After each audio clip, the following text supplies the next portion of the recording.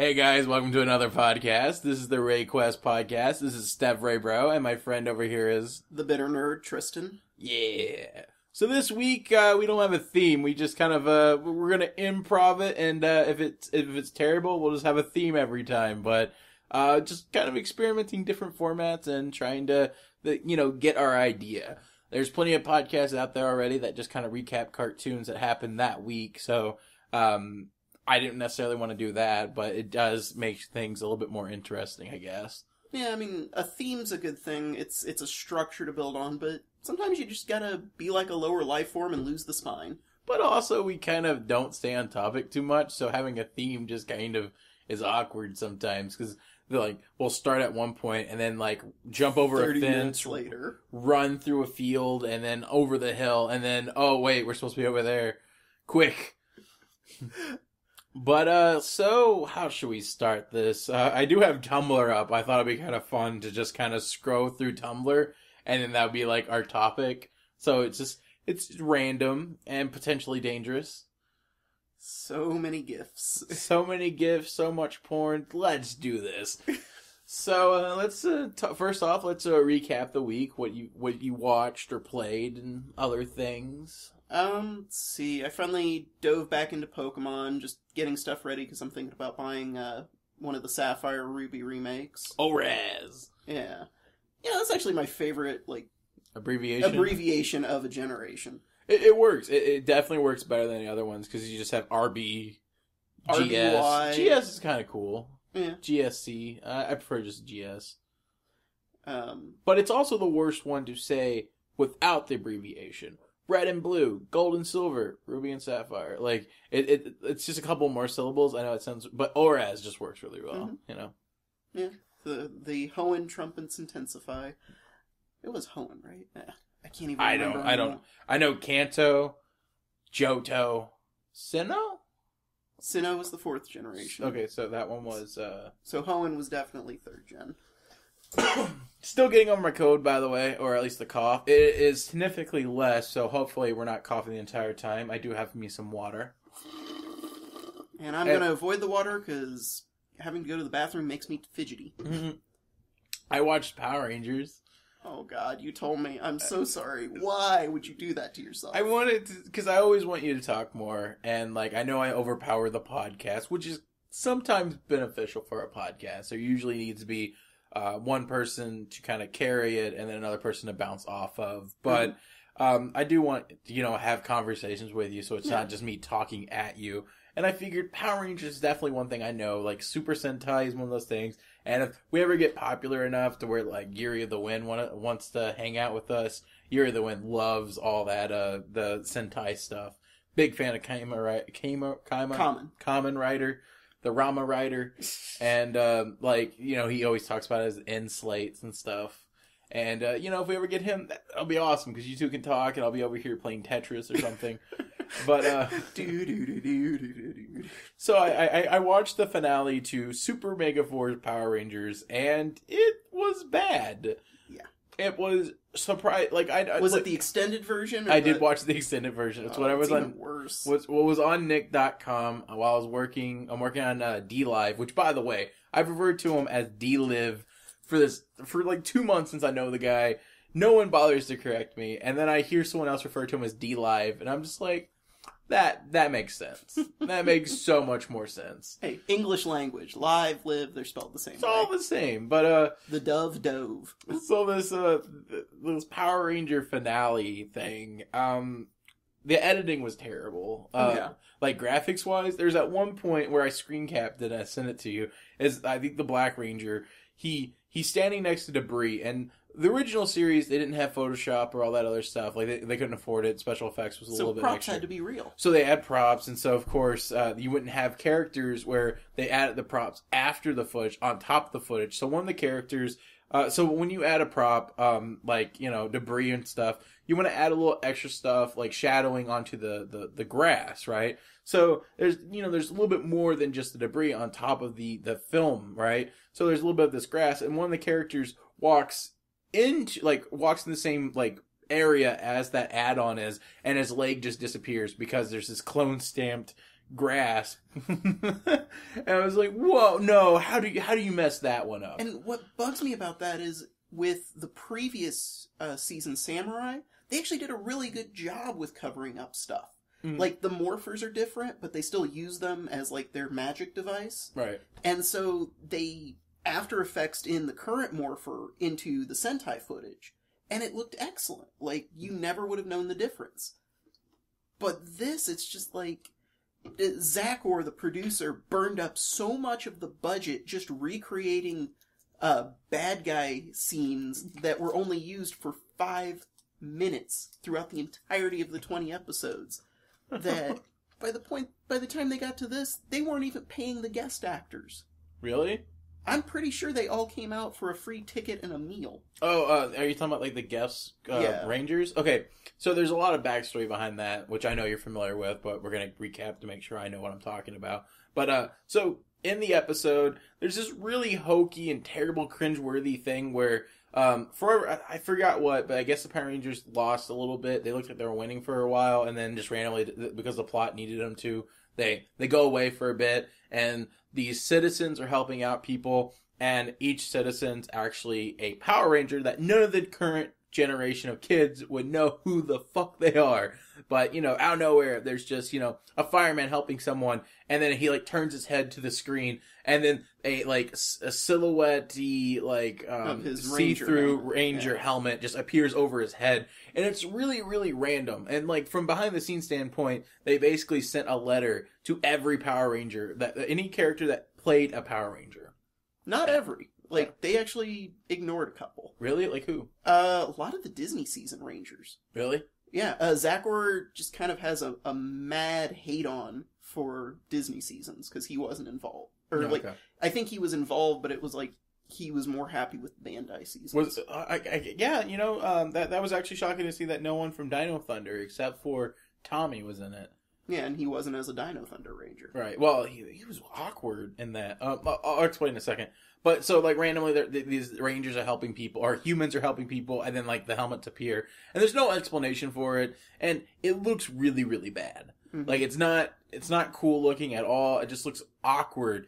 And if it would have been a thing where, like, they just, like, freeze-framed it, and maybe, like, put, like, a splash page behind them or something, where it had, like, their actual Ranger suit, that would have been cool. Mm-hmm. And then maybe the team. But just having it go over their face just seems weird. And there's no, like... I guess there is a theme within the intro itself to where they have the helmets appearing all over the place. But it...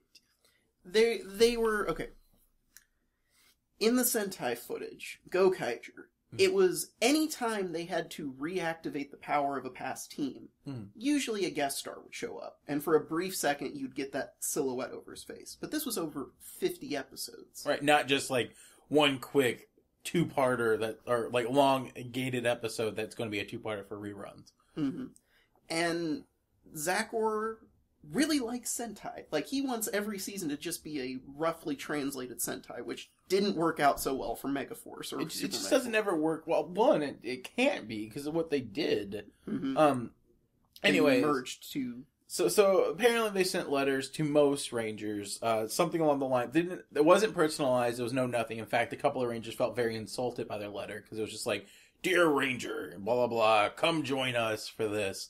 And it does. We can't pay you. Yeah. It looked like, and then they went back, and so a lot of the actors were like, well, that's a lot of time and money that, like, they'd be losing for this. I mean, even if they do pay for the plane trip and a dinner, there's still just a lot of, like, most of the Rangers now have different jobs, they are either actors or they do something. So for them to take a couple of days off of what they do, especially if they're freelance, could hurt their business, could hurt them, and that's money loss, Yeah, and not all of them are... See, Power Rangers does not use gilded actors. Mm-hmm. So if they're in a guild now, you get in trouble if you act in something ungilded. Right, most of the time, you like voice actor-wise, they always use fake names in certain situations to avoid that, and then I guess later on it doesn't matter. Yeah. It's actually how they did a team-up in the Samurai episode. They couldn't get the actor there physically, so they had him do a voiceover under a fake name. Okay. He still hasn't confirmed it, but you listen to the voices and it's just like, yeah, that is the original actor. They just couldn't get him on screen. Right. And so I know like a lot of the Mighty Morphin, I remember their reactions. Like the Blue Ranger's like, no, I'm not going to do that. You know, that's so much. You know, that's a little bit beneath me. And then like, well, it wasn't just beneath him. Saban was not very kind to him. Mm-hmm. In that they kind of ignored a lot of the homophobic stuff that was going on behind the scenes. Mm-hmm. And so, like, so they get these letters, and then when people are like, oh, sorry, we can't do it, you know, they didn't offer to pay us, and we can't do this. But then Power Rangers or Saban was just like, well, look at them. They don't love their fans at all. Yeah. And, I mean, there were some where, like, they sent the invite, and then canceled the invite. Okay, I remember some of that. So it was just really chaotic, and the ones that do appear on screen are just really random and weird. Like, it would have made much more sense if they were all the Red Rangers or all the most notable characters. Because no offense, but the black janitor from, I think, like, In Space or Lost Galaxy, sorry, he's not that notable of a Power Ranger out of all the grand scheme of things. I mean, the Pink Ranger from Lost Galaxy was pretty noticeable. The one that was a bad guy originally, and they even made a note, like a quick thing was like, I love being a Ranger. It's like, it's really awkward. And then she like quickly, again, none of the kids watching the show will know this. Quickly switches to her evil like makeup, and then goes back to normal. I think what they were counting on with this is the fact that Power Rangers has a very long gap in seasons, where it's start of the season, long hiatus, end of the season. Right. And all of their previous seasons are on Netflix. So they're hoping people will watch them? They're thinking kids will know this because they've been going back and like, I need my Power Rangers fix. I think that's reaching. Oh yeah, if it was a like before, see what Nickelodeon should have did, and I know that like with each Power Ranger season, like they have to pay a certain fee to have it. Mm-hmm.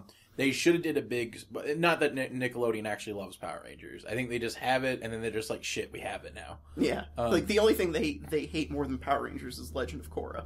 Okay, we'll talk about that in a moment. So.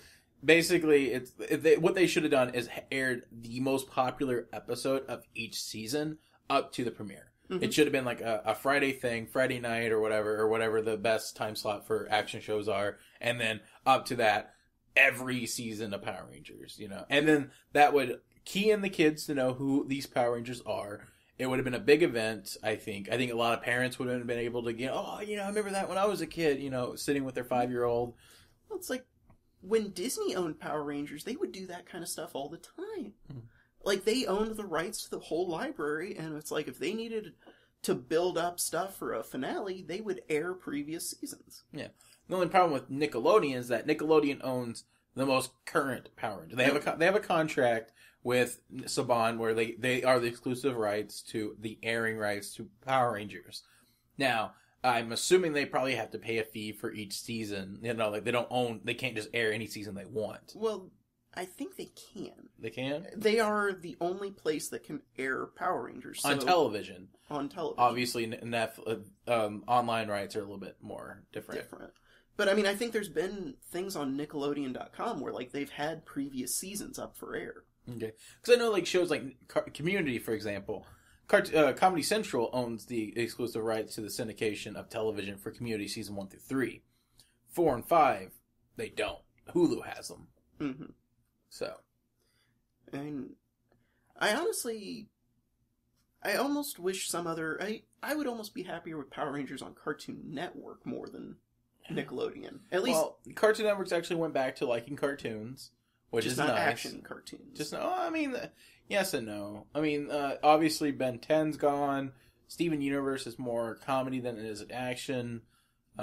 Yeah, so for the most part, they cut out all action. I mean, the only action show they actually liked was the Star Wars, Clone Wars one, and that got taken away from them. I think after that point, they were just like, fuck it. All right, comedy it is. Yeah, I don't blame them. Mm-hmm. You get a Band-Aid like Star Wars pulled off you, that's going to leave a sore spot. And then when Ben 10, I mean, that sucks, the whole toy deal, you know. Mm-hmm. But, so Legend of Korra. Let's talk about Legend of Korra. So, they had a really strong third season. Okay, so, it's a popular show, so, like, talking about negative opinions is always kind of scary when it comes to the internet. Oh, no, I fully admit there are a lot of flaws with this series. So Season 1. A pretty decent season. Not the best thing we've had, but from what you thought, from Avatar, a sequel series, it was the best that we're going to get. Like, it could have been a lot worse. And the only, my biggest critique with it is between the half-ass finale, which has got the Deus Ex Angus Machina. The Aang Ex Machina. And then, because, everything up to that last episode is leading up to something, and it's really strong. And then they're like, well, at the time, they didn't know they're going to have a second season, or it was going to carry on. They thought it was going to be just a 12-episode miniseries, and, just one quick shoot, and then go. And this still doesn't excuse the terrible ending for season 1, because they should have planned that, maybe cut out some of that relationship-y stuff that was kind of not that interesting. I know a lot of shippers, because, in the first Avatar series, people loved the shipping. And so, of course, they're like, all right, when you make a series, and you make Avatar blind, you don't know what people are going to react to it. Obviously, you change certain things, and you start adding shipping to it. But, that's a critique. You learn, okay, people like the shipping, so what are you going to do in the next series? More relationships. Yeah, you're going to add shipping to it. And, sorry, but, Mako, not that interesting of a character. He got better by season 3. They actually made him have character growth. A little bit, yeah. And it's like, Bolin's just Sokka light. Bolin is probably the best character at the set. He's the most fun to watch. Out of the Team Avatar, the main, 5 or 4 or whatever, he's definitely the most interesting. Asami's not bad. She can come off a little flavorless sometimes, but, out of the out of the set, it's Bolin I think is the most interesting. Then you got Asami, then you got Korra, and then you got Mako. Or Mako, sorry. Honestly, I hear it said both ways, but I know it's Mako. Within the show too, I think it's one of those. But okay, weak ending for that first season. Season 2 was kind of just a stretched out. It was almost like they were filling a gap because season 2 was so bad. They clearly didn't know what they were wanting to do with it, and the ending to that one, and which, by the way, we're assuming that everyone's caught up to season 4. We won't go into too much spoilers with season 4, just in case people are kind of wary or not ready to jump into it. I'll try to talk about my complaints and my love for season 4 at the exact same time, with being as vague as possible. Mm-hmm. But so season 2 was really bad, except for there was a 2-parter that kind of destroyed a lot of the mythos within the Avatar world. It expanded it. It expanded, but also in the first series, you had the badgers are the ones that taught people how to earthbend. The bison taught people how to airbend. Fire dragons taught firebenders, etc., etc. The moon taught waterbending. But then you have this conflicting idea of no, it's just these mythical turtles that can give people random abilities because of, reasons. Well, I almost feel like that's I'm a big believer in the idea that, mankind likes to forget a lot of itself. Mm-hmm. We are a species with amnesia. So, nobody, only, the most... You don't forget about giant fucking turtles, though.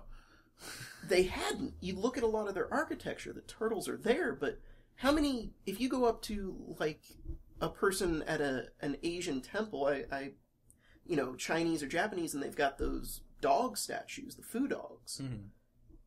And you ask them, what's the history behind those? They'll tell you, a little bit about the mythology or something, but do they really know all the origin of it?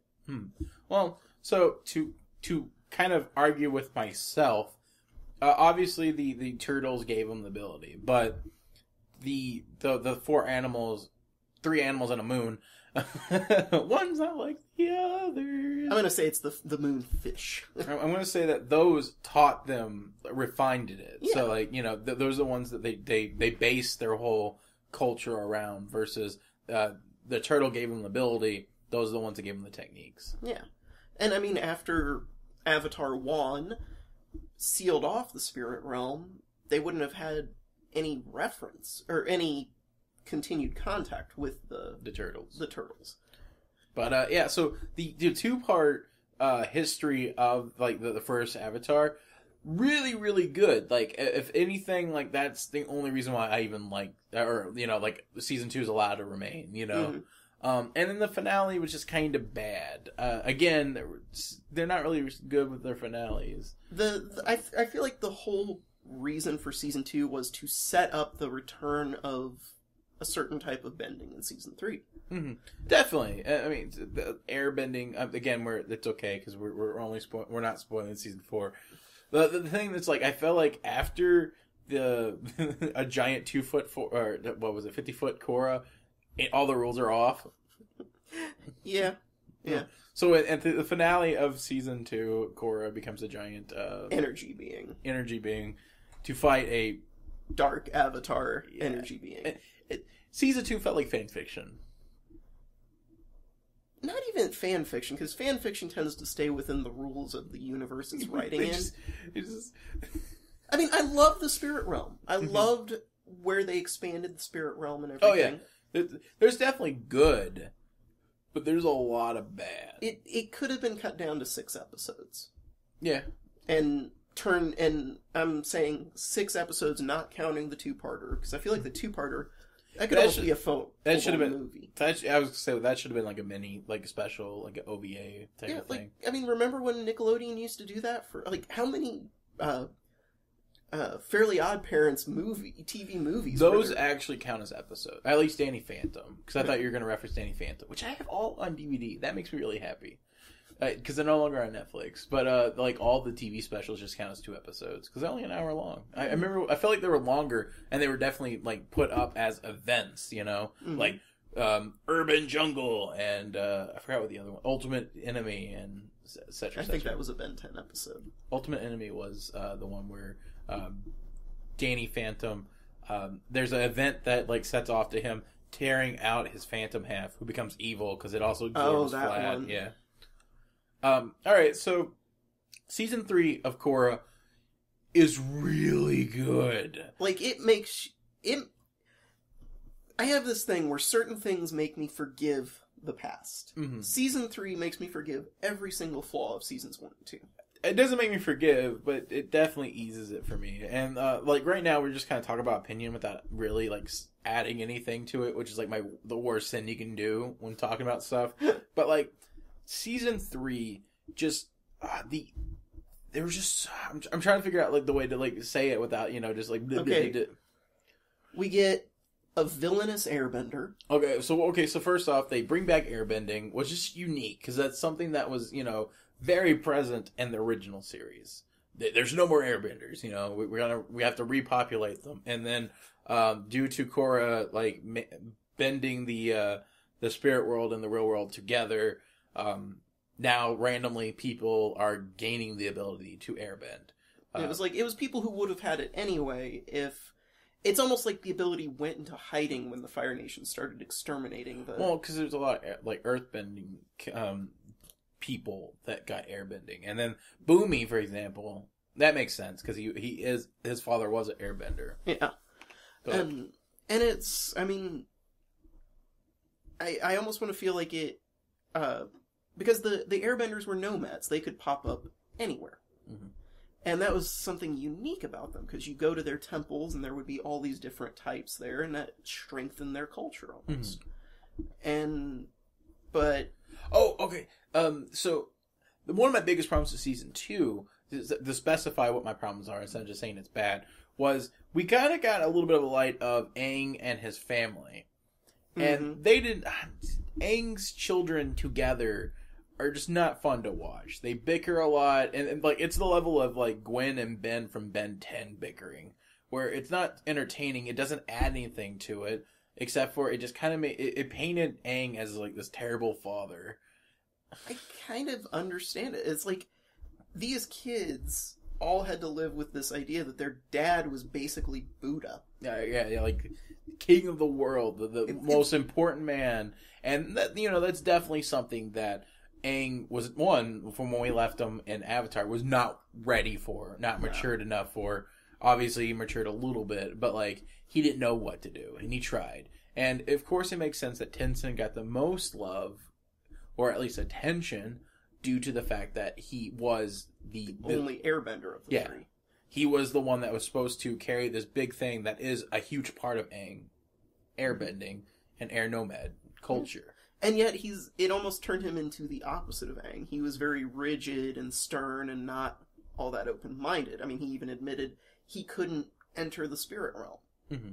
Like, whereas his father, he would sneeze and he would end up in the spirit realm. Which seemed to have passed on to his youngest daughter? Yeah. Yeah. Youngest but the daughter. eldest daughter, middle child's just the one that acts the most like Aang. Yeah. I lost my train of thought. Woo, derailed. So in season 3, they added a character I thought was going to be a little bit more important to the series. Kai, I think is his name. He's the one that looks like Oob from Dragon Ball Z. A little bit. And, like, he's kind of just there to be a love interest for Jinora. Yeah.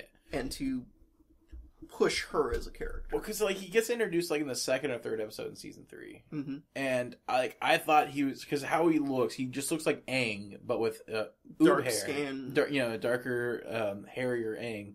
And, which just sounds terrible, actually, now that I say it out loud. And I thought, just how they were playing him up, because he was kind of important for the first few episodes, and then he just got put to the side. Yeah.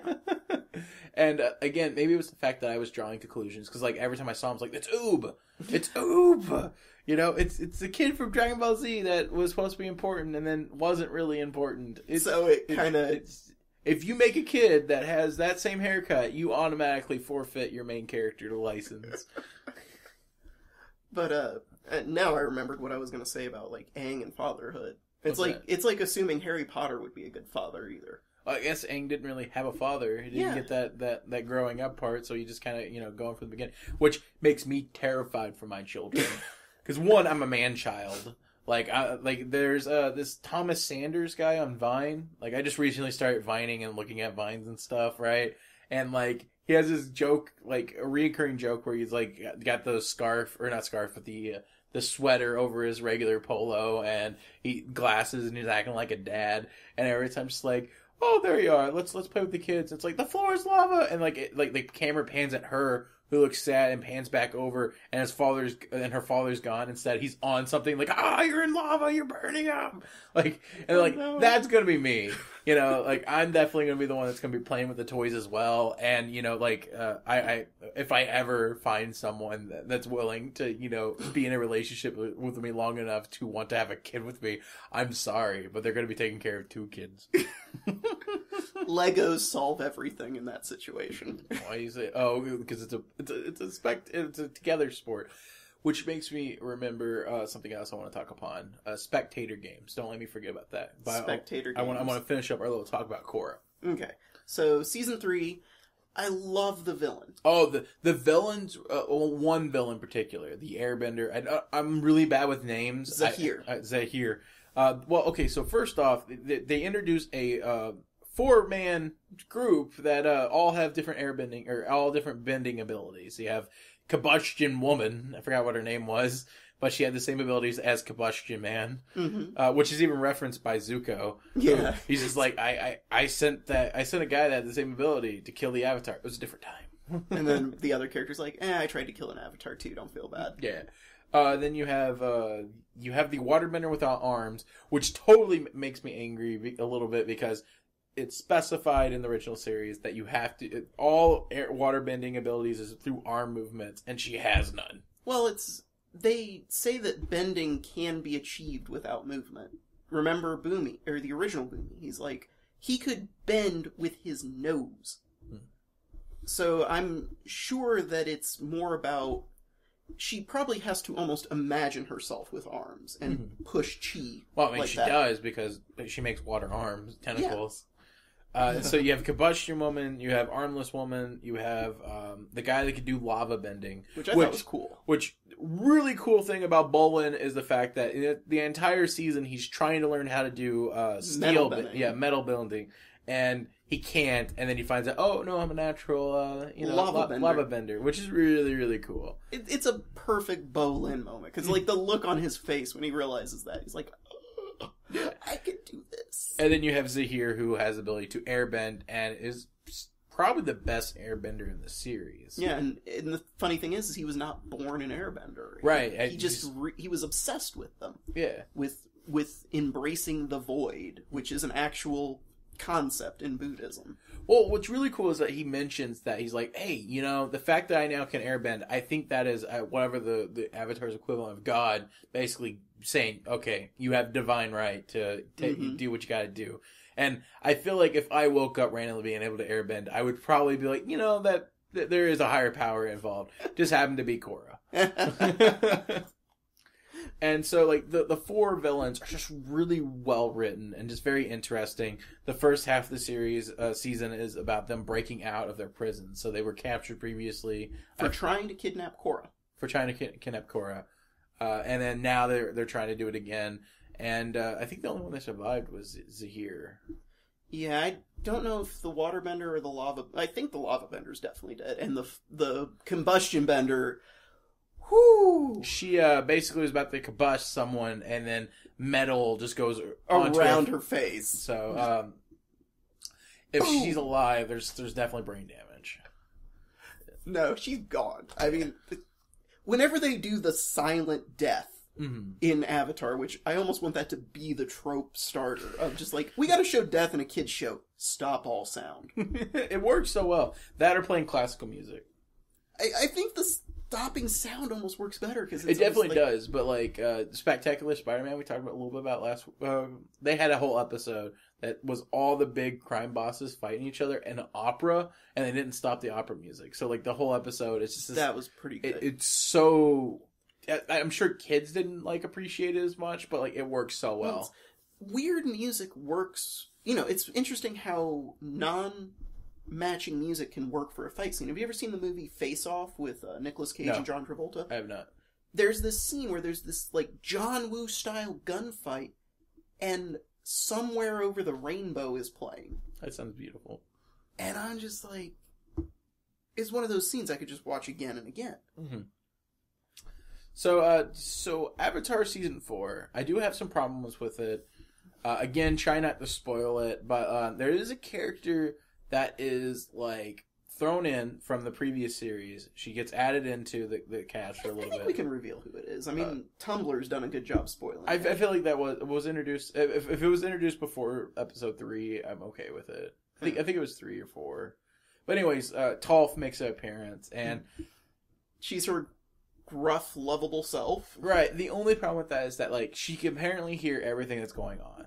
And she chooses not to. And she chooses not to interfere. And there's 4, at this point, in Season 4, there's 4 different conflicts that clearly need someone to step in, and she doesn't. Or 3, at least. And it's one of those things where it's like, there's a throwaway line to explain it in a later episode. She's like, well, sometimes you just gotta let the kids do it.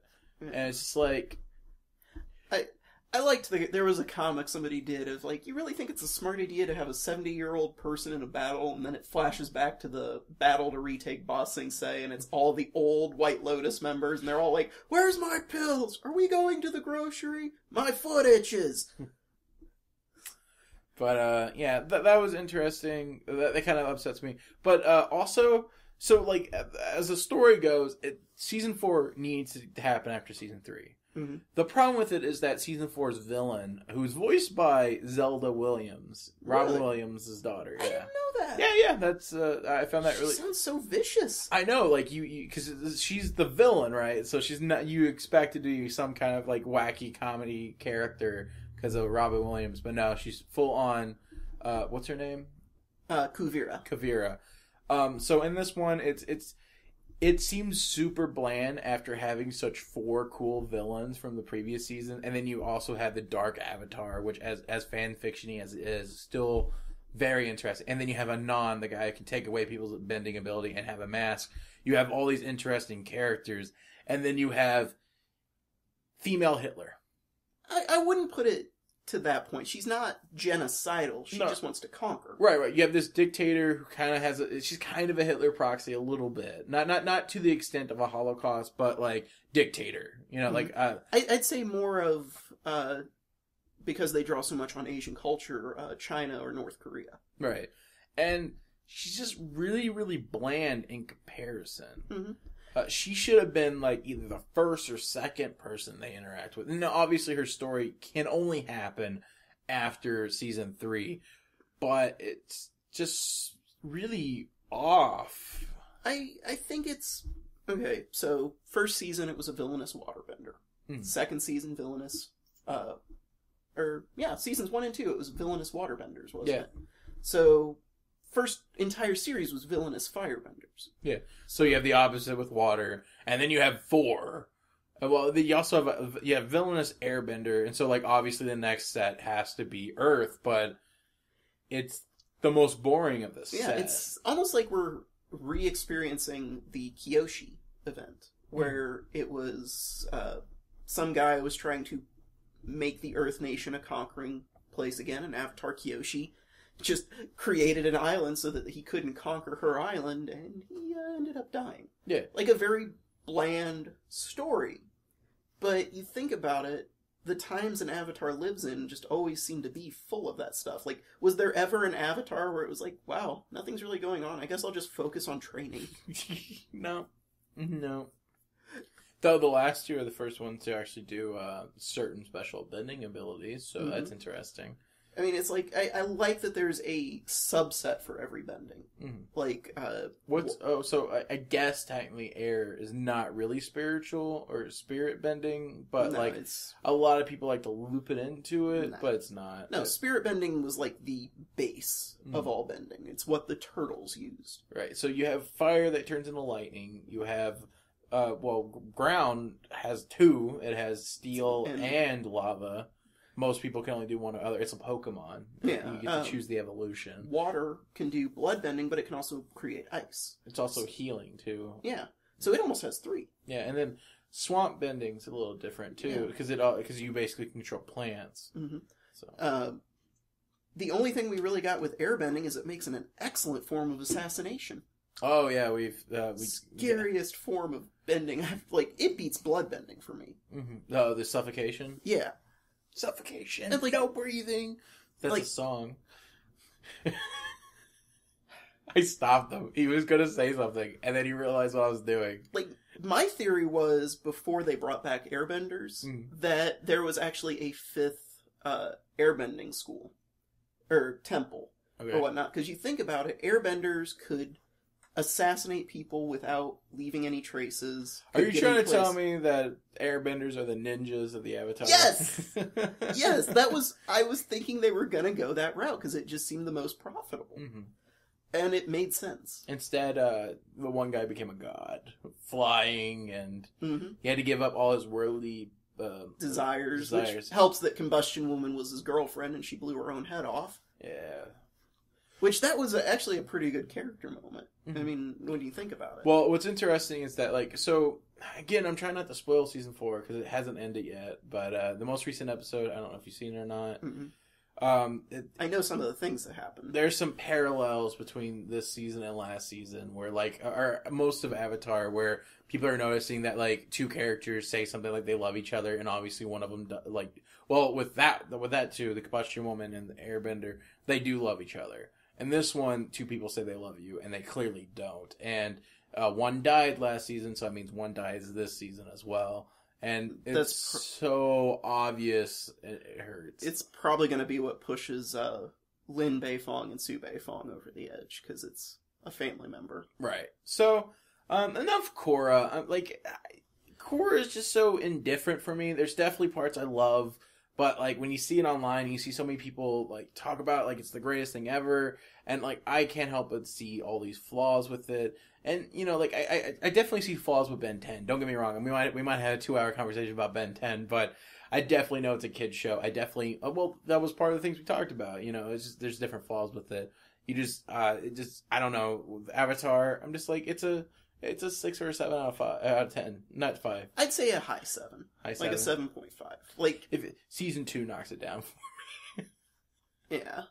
But, I mean, you look at it, action-y kids shows just seem to really get taken out earlier than they should. I mean, should we bring up the travesty of Young Justice? Or... Oh, okay, so I think what you're trying to reference is the fact that Legend of Korra doesn't air on TV anymore, no? Right. They put the whole 4th season out on their website, which, thank you, Nickelodeon, for making your streaming website so much better, because last Isn't time... it just Hulu? No, it functions very similar. They might be using the same engine. I don't know. Because I know Comedy Central, because I wound up watching the PewDiePie episode of South Park. By the way, first episode of South Park I watched since the anime parody. You didn't watch the World of Warcraft one? That was pretty good. No, I did not. I'm not a big fan. I just don't know anything about World of Warcraft, so I felt like all the humor would be like over my head. No, they do a pretty good job of just making fun of internet MMOs in general. They just had... Do you know how many MMOs that I play? Okay, video games. Okay, I do play those. Yeah, I see this NES right here. There's the extent of it. I got quite a few Wii games. I know. It's surprisingly amount, actually. By the way, other things that I've been doing is I've been playing Captain Toad. I was going to play it for the Let's Play, and it was just super boring. Because it's just like, alright, so I'm playing some Captain Toad. So, okay, so I'm gonna... super boring. Like, I need a friend to be over with me. Well, it's weird, because, like, I played DuckTales, and I got, like, 5 episodes into it with the Let's Play, and, like, I was doing good commentary. I just think maybe 2D platformers are natural to me, that, like, there's a section of my brain that lets me talk, while puzzle games, and I'm just like... It's like, get out the brainy specs and just be like, how do I solve this? And, like, right now... Bubble pipe. Which, by the way, I posted the first episode of my DuckTales. The pilot one, like, the one that I wasn't going to put on there, as like, I'm going to take it down later, but it was one of those things where I got like 50 subscribers that popped in, and there's, like, no videos on that channel, and I felt really bad. So I was like, alright, here we go. I might either watch the DuckTales, because, like, I don't remember what I said in the first part of the DuckTale thing since I recorded it, like, a month ago. So, like, going back to it just doesn't make much sense. Oh, by the way, guys, so one thing I definitely want to try to work on is, while the ad money's really nice right now, right? When it comes to YouTube ads. In January, the YouTube ads are going to be shit. Like, they always drop down. February and January, just bad. Like, if you want to be a YouTuber and you want to make money off of it, do not start in January and do not start in February, because you're going to be really disappointed and discouraged.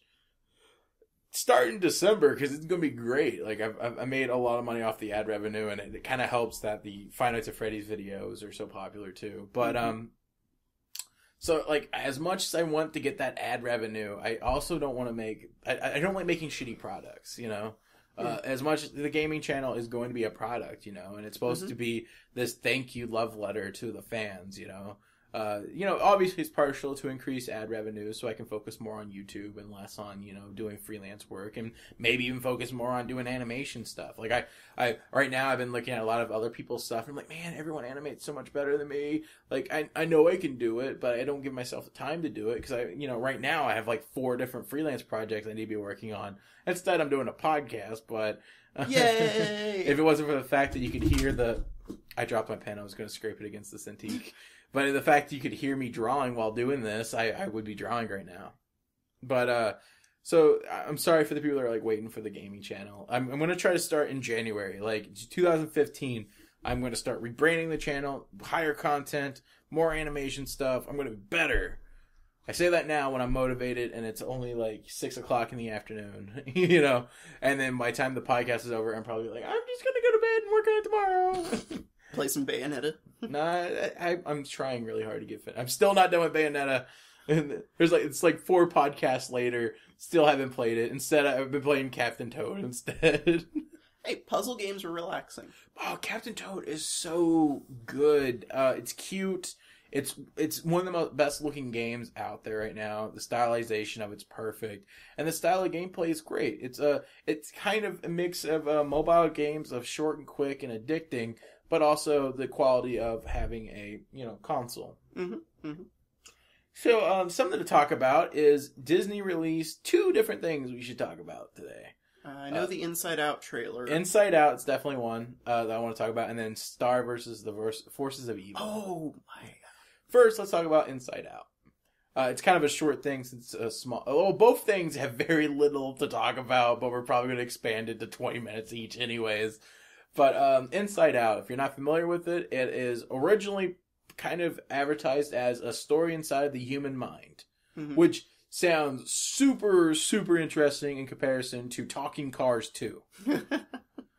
No, I think they're on to Talking Cars 4, The Talkening. The Talkening. They did do Planes, which, by the way, Dane Cook as a crop duster, perfect casting. Go sit in the corner. But, so yeah. So Inside Out, and they first released a trailer a couple months ago, and it was it was a good teaser, but it didn't really sell me. The problem was... They were using all their previous stuff to sell it. Right. It was just like, oh, remember Joy? And then it showed clips from all their movies that had a joyous moment, and then remember Sadness? And it to me, what most people translate, oh, they're sharing all the moments again. That's good, you know? And then it's like... It's like, what if those emotions had their own story? And then, you know, they showed like 10 seconds of their movie. And it's a 2-minute trailer, you know? Yeah. And then, and what that translates, what most people are like, oh, that's cool. I remember good Pixar moments. This could be a good Pixar movie. What it translated to me was, we are scared for this movie. We need to sell it somehow. And we can't sell it with the footage of the movie. Or they just didn't have as much done by that point. It was probably that. I'm going to take off my hoodie. You talk. I'm going to walk away from the camera. I'm not as excited about Inside Out. It, honestly, the premise feels more like one of the shorts that goes before a Pixar movie. Definitely. I agree with that. And I love those shorts. I mean, I haven't seen one I didn't like. That puppy in the last one just about killed me. I think we talked about it before. I'm back. I kind of just undressed. He still has clothes on, people. I just took off my pants, and sometimes I wear shorts underneath my pants because I don't like pants. I'm a weird guy. I like hoodies above the waist. I like layers above the waist, but like nothing below it. Especially below the knee. The less clothing below the knee, the better. But yeah, it definitely feels more of a short expanded into a full movie. And the concept isn't that super original to begin with. Mm-hmm. There's definitely elements that's new to it, that they're putting their own spin on it, with each emotion having the exact same... Okay, so by the way, they released a new trailer with actual footage. Mm-hmm. And so like each person has in their head 4 of the same designed emotions, but they change certain elements. Like the dad has the same... All his emotions have the same dad haircut and mustaches, while all the mustache. The mom has all the mom hair, and I think glasses. And in fact, there was a lot of people in the comments section complaining about the fact that the mom had all female emotions, and the dad had all male emotions, but the kid had both. Mm-hmm. And so people were like, "Well, she had to decide on what gender she is yet." And I'm like, "That's definitely not Pixar's. Yeah, that's not Pixar's reasoning." And really, it's obviously that the kids' emotions was designed first, and then the dad's and mom's was added on to it. And we probably won't see much of them anyways, you know? Mm-hmm. But, like, I think it's less of their different genders and more of it's the same character design, so I think they're all the same gender. It's just because they have the same facial hair. Yeah, it's... and this isn't the first the first thing to show emotions in your head as different people. Yeah. Herman's Head back in the day, I mean, it had the voice of Lisa Simpson as one of the emotions. Oh, yeah? And it was actually a pretty funny sitcom, because, like, one of the sets was literally just, like, a living room in kind of a trippy design inside the character's head. Huh. I'd look it up. It's basically what this is. So, like, it's the 4 emotions. They all have different controls and levers. What's interesting is that the mom's, lead emotion is sadness. And the dad's lead emotion is anger. And it looks like the girl's lead emotion in it is kind of a toss-up between them, but it could be either anger or fear. Mm-hmm. And, or disgust. Disgust, yeah. She seems like the type that could whip them all into shape. And so, that's interesting. And, though I feel like there's going to be a lot of really weird, outdated sexism in it, too. Like, that was a lot of the comments as well as, like, in the trailer. And it's funny. It's a stereotype, but it's a funny one, you know? It's harmless, but I can see where people can take offense, especially in this day and age of the internet where it's something slightly different than my opinion. Quick, to the Tumblr, you know? Alright, so... I'm shaking my head right He is. now. He's in disgust right now. But so, like, the dad's obviously, like, he's tuned out to football. And then the mom is just upset that she didn't have sex with some other guy instead. You I know, wouldn't put it that far. It's more of she just, like, she gets fed up. Like, the dad's naturally I tuned out. chose this guy over the Brazilian helicopter dude, the hot one. That's complete lust. There's no love in that. But it's like, I find it interesting that, okay, the dad is the one that's just automatically tuned out, whereas the mom gets frustrated and then tunes out. Right. But we're talking a lot about a 2-minute trailer. But it looks interesting. But Have you seen all the stuff people are talking about the Star Wars trailer? We can talk forever about a 2-minute trailer. All right. But it's definitely, like I said, the concept's been done before. I mean, look at Moses Jones. I think that's probably the most popular, like, similar thing, where a bunch of basically all the organisms inside someone's body is controlling the body in one way or a form. I love the designs from that show. Or the movie and the show. The show, I remember watching the show a lot. I like the movie, but obviously they couldn't bring back Bill Murray for the show. He's a one and done type of guy. You're lucky if you ever see him again. Yeah. Man, speaking of Bill Murray, Space Jam. What the greatest cinematic moment ever. It just comes out of nowhere. Hey, he's the Deus Ex Machina of the Space Jam movie. Why couldn't he have been the Deus Ex for Ghostbusters 3?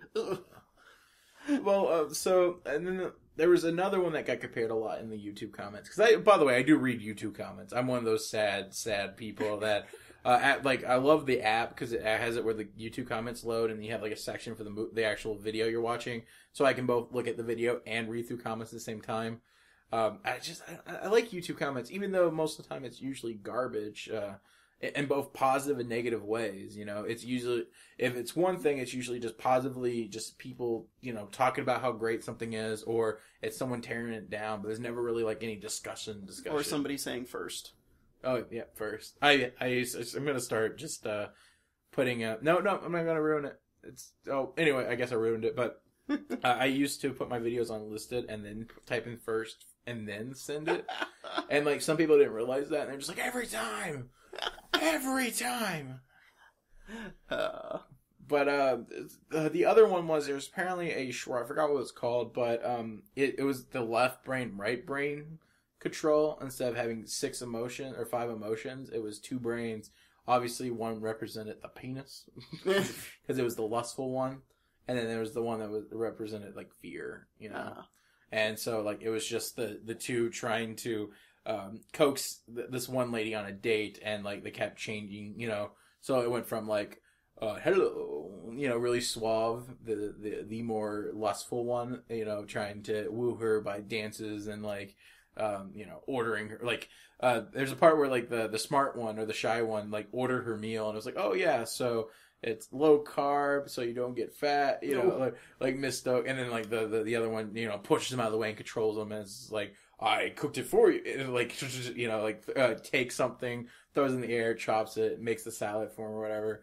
And the short's kind of cool. It's kind of like that weird amateurish 3D stuff where the rigs look like they were downloaded from a site, and none of the lighting is really spectacular, and there's some like audio clipping where like none of the levels really match, and you can definitely, I think I've seen it now. Yeah. I just remember it's just kind of funny that we still go by this outdated, I want to say it was Freudian or some other psychologist type, where it's id, ego, and superego.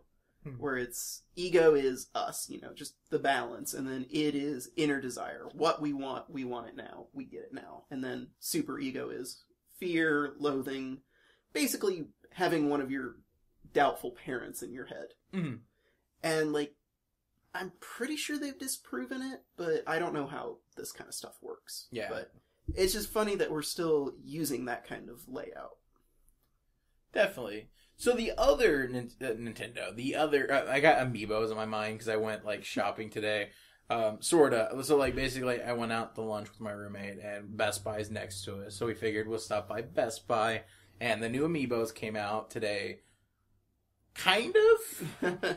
Indiana does not get good. No, it's not even Indiana. It's just like Nintendo dropped the ball with this gen. Because, like, even on their website, it was, like, last week that they actually put what date it was releasing at. Like, for the most part, most of the things just said December. Oh. And then, so, like, Nintendo sent it to some people, didn't send it to others. Some people got theirs on Amazon, like, a week ago, while others are still waiting and kind of scared that their thing's going to get cut off. Yeah. And so I go into Best Buy, I look, and I'm just like, no, it's just the same old ones, you know. You have, like, 5 Pikachus, 2 Marios left, strangely, 8 Links, a couple of Kirbys, and a couple of Peaches. I'm just glad you told me the Zeldas are shelf warming. Yeah, so then I'm walking out, and it's like, oh, did you find everything you want? I'm like, yeah, I was kind of hoping that you guys had the Amiibos. Oh, we have Diddy Kong and Zelda. And supposedly Zelda and Diddy Kong's will be like the 50-50, like he's going to be like average there, while Zelda's going to be the shelf warmer. There's a lot of them for whatever reason. Like, that's a weird character to choose. Like, I know it's a title character. People are waiting for Sheik. Okay. And then, so Little Mac is going to be a hard one to find, apparently, because they were like, oh, we sold our last one. I'm like, shit, you know. Because, like, on Amiibos, I've been very vocal about the fact that I don't like a lot of the look of them. I'm buying the ones I think look really cool or look well designed. And so Little Mac is the only one out of this set that I actually am remotely interested. Now, the third wave has definitely got a lot of them that I do want. Toon Link, even though he does have the pole, it's tasteful. It's kind of tastefully in the middle, you know. Like, I can ignore that. Maybe it's just like Toon Link's design. Mm-hmm. Then you have Bowser that looks badass, and you have Mega Man, almost a Megatron. Mega Man, the super fighting robot. I think that's the only ones out of that set that I really want, you know. So, like, that, and, like, I had to decide, man, I can't get all of them. Because at least 50 characters from, 50 of them from Smash Brothers, it's $500. Mm-hmm. Yeah, nobody should... I mean, there are those diehard fans, and I respect you guys, because I'm diehard about certain things as well. I take a bullet for that guy. But... At a Comic-Con. A Nerf dart. It's like, no, thunk. There, you're safe. Move along. Yeah. Jeez, we're both coughing now. Oh, good. But I just couldn't imagine having all of those on a shelf and using all of them. Oh, most people aren't buying them to use. What's interesting about the Amiibos is that, like, a conversation with friends, I'm not buying them to use them. Now, if they have something cool in a game, which, by the way, they just announced that the 3DS version of a One Piece game, One Piece Grand Battle X, is going to have Amiibo support. Which costumes? Well, I was going to get to it. I was making a narrative here. But the thing that makes me excited about this is the fact that if they do start making Amiibos for just any Wii U or 3DS game, it's not just like, because that's the big selling point over Amiibos versus Disney Infinity and Skylanders. Those are only for one series. Obviously, they make a new game each year or whatever, but like with Amiibos, it's all the games. You like it, so like if you're a Nintendo loyalist enough to buy a Wii U and a 3DS, and you buy the Amiibos, you get thanked through all the games. You know, like. That's a good idea. That's awesome. Versus, like, you're not really rewarded being a fan and supporter of the other two. Not in the same extent. So, if you buy the One Piece game, you do get costumes. So far, what I've seen is Luffy gets... if you put in a Mario or Luigi one, you get Luffy as the plumbers, basically. Nice. I think it's mostly because you can recolor them. They're, like, small texture swaps. And then if you get a Link one, you get to be Zoro as dressed as Link, which is just all kinds of badass. And then you have Sanji as Star Fox. I really, really want Samus Robin and Peach Nami. Those aren't confirmed, and we don't know if they're going to happen. What would Chopper be? What would Villager? Possibly Villager. Kirby? Oh, yeah. That'd work. I don't know how you would do it. It would just be Kirby helmet. But, yeah. But Luffy, think of the, Shonen Jump Luffy from One Piece running around with a Mario nose. Just, it's hilarious. It's awesome. I can even see him, like, inflating it himself. He's just like... So I'm hoping that this gets a Wii U, port or something, because I think that'd be really good, because, honestly, I don't plan on buying a new 3DS. I'm sorry. The new 3DS. No. I don't know. I am getting a new 3DS, but... If they even come here, because so far they haven't announced them yet. They are. They are. We're assuming. It's safe to assume. Yeah. But, like, they have not officially announced anything but Japan. But I'm actually wondering, since the new 3DS has Amiibo support, could they possibly do the next generation of Pokemon games with Amiibo support? They kind of did. They did Rumble U, Pokemon Rumble U, which apparently came with little figurines that you could do. That was very similar to the Amiibos, kind of but didn't catch on. Yeah. But the only thing about Pokemon is there's 700 Pokemon, and I know that obviously they're not going to do that. But what if instead of one Pokemon, it's the lines, the family lines? Family lines? I was actually going to say the trainer. Okay. So, like, you know, you get, like, say you unlock certain Pokemon from Red, Yellow, and Blue in the next generation by getting a red Amiibo. Mm-hmm. Since we're not going to get one in the Smash Brothers line. Oh, man. That upsets me. Pokemon Trainer represents the Pokemon franchise better than any other Pokemon character. Obviously, Pikachu is a mainstay and must be there. Jigglypuff works because she's from the original game, and I wouldn't remove any of the original 8. Pokemon Trainer, out of all the other ones, works so well and makes no flippin' sense of why. Like, I understand, limitation of 3DS, whatever, but that's dumb. Yeah. I mean, I'll admit, I'm not upset about gaining Mega Charizard. Okay. Or Greninja. Because I'm Greninja's I'm really good. Do you have Smash Brothers? No, I don't. I've been wanting to check out how Greninja plays. Well, we can play this afterward. We can record it too if you want. Sounds like a plan. Yeah, but I got Smash Brothers. Woo! You can play with the 3DS because I don't have extra control. Oh no, I have the classic controller down there. So sweet.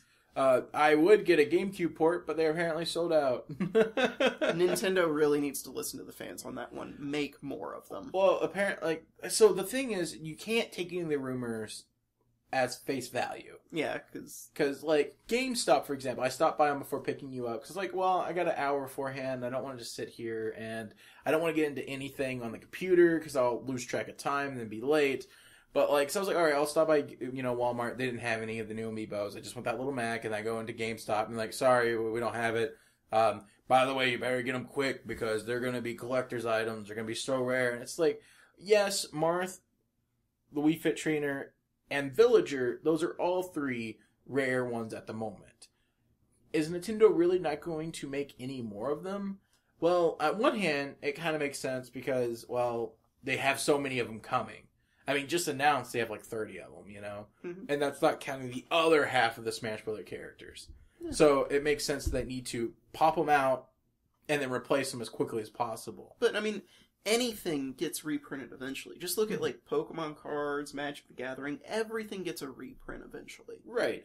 And so, like, I just don't see Marth and Villager and Wii Fit Trainer being discontinued within 2 months. Or not even 2 months. It was within a month of being released. Yeah.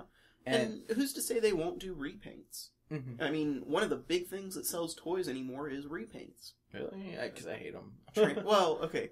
It's getting the most out of your mold. With Transformers, at least. Yeah. Well, because there's so many characters that, like, I'm a big fan of, like, I'm just trying to think. Like, Cheetor, for example, they could recolor him as Tigertron, which they did, and it sold for a lot. Because it was a BotCon exclusive.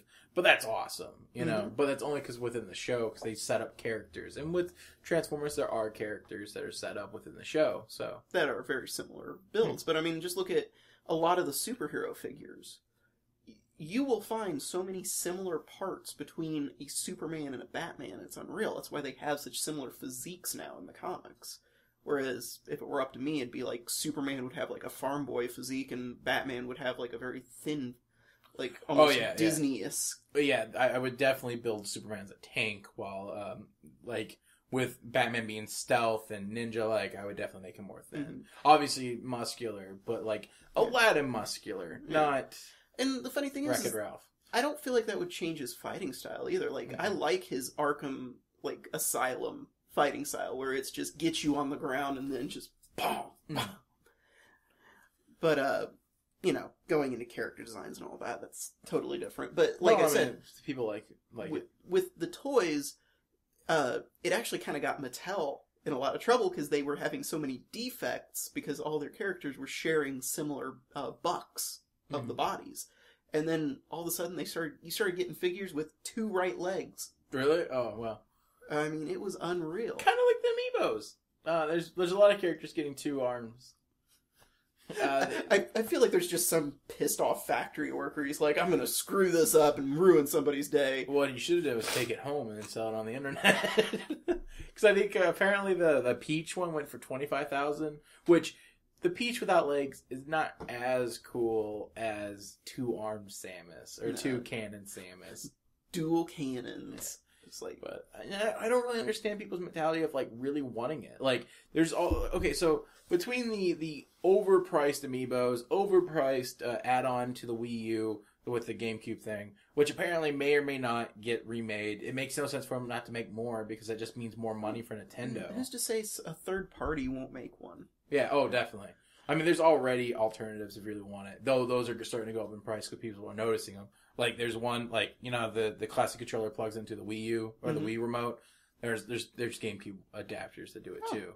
The only downside is that it's $30 a pop, and it's for every GameCube controller you have to buy one, as well as a Wii remote. Obviously, the Wii U GameCube adapter is the best option, which was supposed to be $20 and supposed to help a lot of people.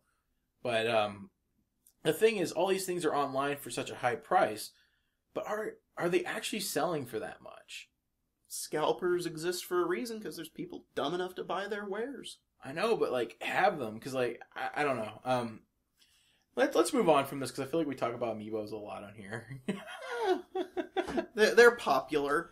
So the other Disney thing to talk about is Star versus the Forces of Evil. There is no episode yet. There is 2 clips from the show, the intro and outro. I don't know if you've seen the outro or not, but it's very anime-esque, and it's really, really cool. Like, just a great energy. Just we have like probably a minute and like 20 seconds worth of content from the show, and it's definitely about developing a fan base. And Cartoon Hangover is actually really, really strong with this. Before Bravest Warriors aired, and before Bee and Puppycat, they had hundreds of fan art.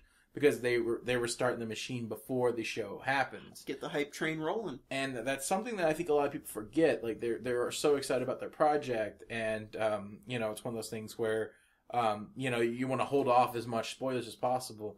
But you definitely have to get it into people's minds. So, because especially with YouTube, if your video doesn't hit a certain amount before so much time, well, it starts. It obviously there's different things where, like, say a bigger YouTuber likes it, and then their following gets to it, and it energizes it. But most of the time, if you don't get the first start, it just falls. You know. Sorry about that. So throughout the intro, I think it's the creator's YouTube that put it up there, and it's just very energetic. The song is good.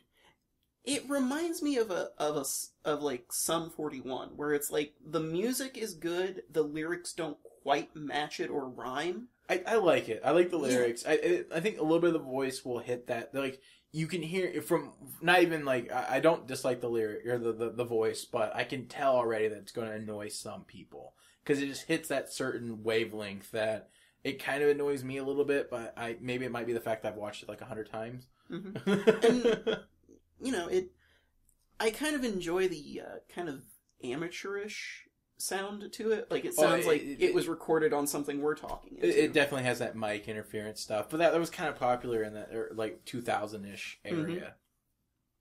But, so far, story-wise, what we can get from the intro is about a princess from a different dimension who, I guess, gets punished and put onto Earth. And she runs into a boy that seems kind of meek. I think is the best way to describe them. And they go on adventures, and apparently she fights evil. It's kind of the thing. Kind of imagine a female version of Danny Phantom, but without ghosts and more about magic. Yeah. And also, why is Earth the place they always send these people to be punished? Because Earth sucks. Clearly. It's like, come on, people, there's a Phantom Zone for a reason. Send them there. And, I kind of compared it a little bit to what it seems like it's going to be Kim Possible, but without replace Secret Agent with magic. I could see that. And it's very much like Steven Universe, where I think this might be this might be Disney's like answer to Steven Universe. It's very Sailor Moon and Card Captors and like Any girly anime. Girly anime inspired, definitely, like from the 80s and 90s. And very much like with Steven Universe, it's very inspired by Sailor Moon and a little bit of Dragon Ball as well. That's the vibes I get from them. You can definitely tell from the intro where they have these very like anime tropey intros where the character's always running, or because that's just anime now, you know. If it's an adventure, long running anime, the character's gonna be running from left to right or right to left for a good portion of the video. And so, like, both the shows just give that vibe. And what's really cool is that something as an instructor teaches at an art college occasionally. Actually, it's my day job. But one thing is, some people kind of come up to me and they're like, I like anime, and I know you're not supposed to like anime. And it's like, you're not supposed to dislike anime. You're just supposed to bring something new to the table. Right, and not that saying Western styles on top of anime cliches equal the best thing ever. But, like... as an artist, you have to realize that our market's different, and that the anime market isn't as strong as it used to be. No, it's and I mean, there's nothing wrong with starting out and keeping that style. I mean, Space Coyote on DeviantArt. Mm-hmm. I mean, she just did a fan art back in the day of anime Simpsons. Yeah, and it got her a job at Bongo Comics. You've got I don't remember their DeviantArt, but Zet, they're a comic artist who does a Supernormal Step. And that started out very anime style, in my opinion. Mm-hmm. And it's kind of evolved and become its own style. Yeah.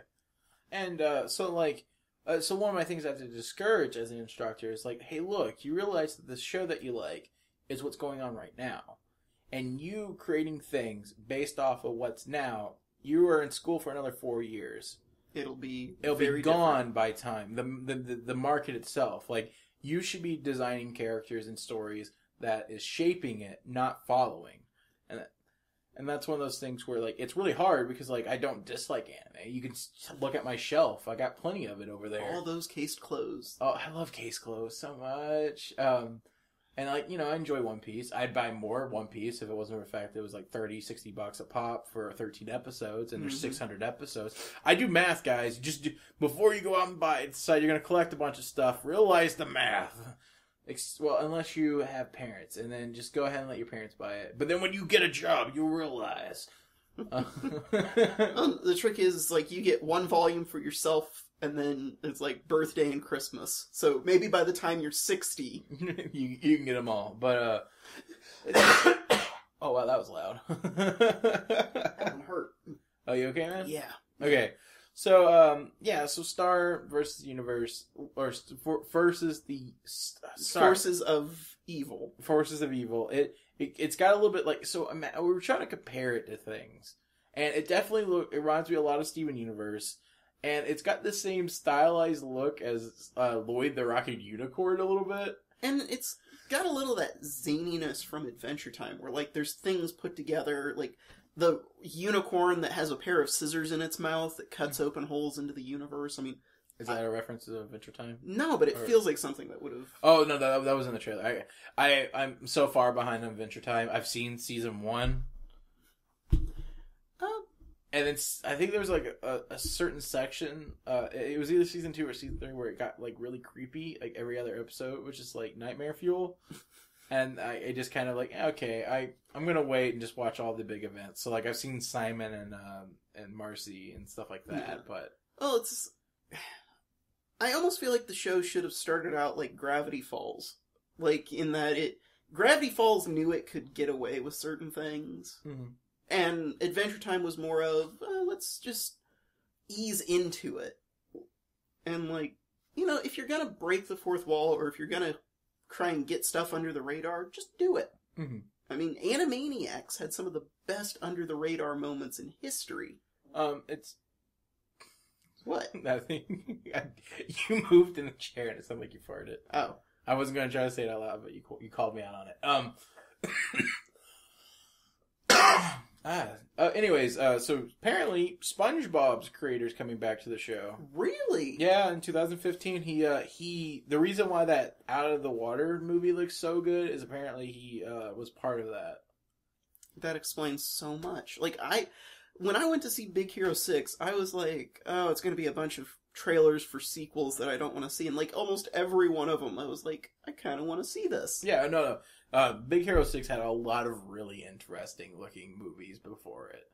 And, I'm not a huge SpongeBob fan. I know as a kid I enjoyed it, but, like, it was never my favorite show. I hated it as a kid. Like, well, I was, 20 when it came out?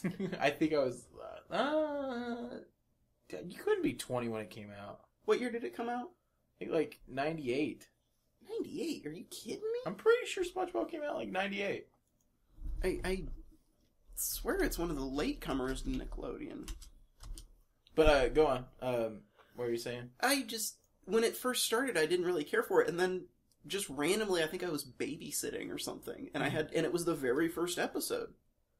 And so I was like, oh, this is entertaining, and then, Tiptoe Through the Tulips came on by, Tiny Tim, and I'm just like, this show has some respect for culture.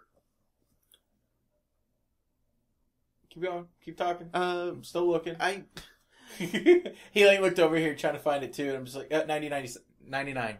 Really? Yeah. Wow. I was 9 years old when it came out. Like, I was in 5th or 6th grade? 6th grade. Mm-hmm. When it came out, and I don't remember it being popular at all. Like, it wasn't super popular. No, I mean, like, I remember seeing the first episode.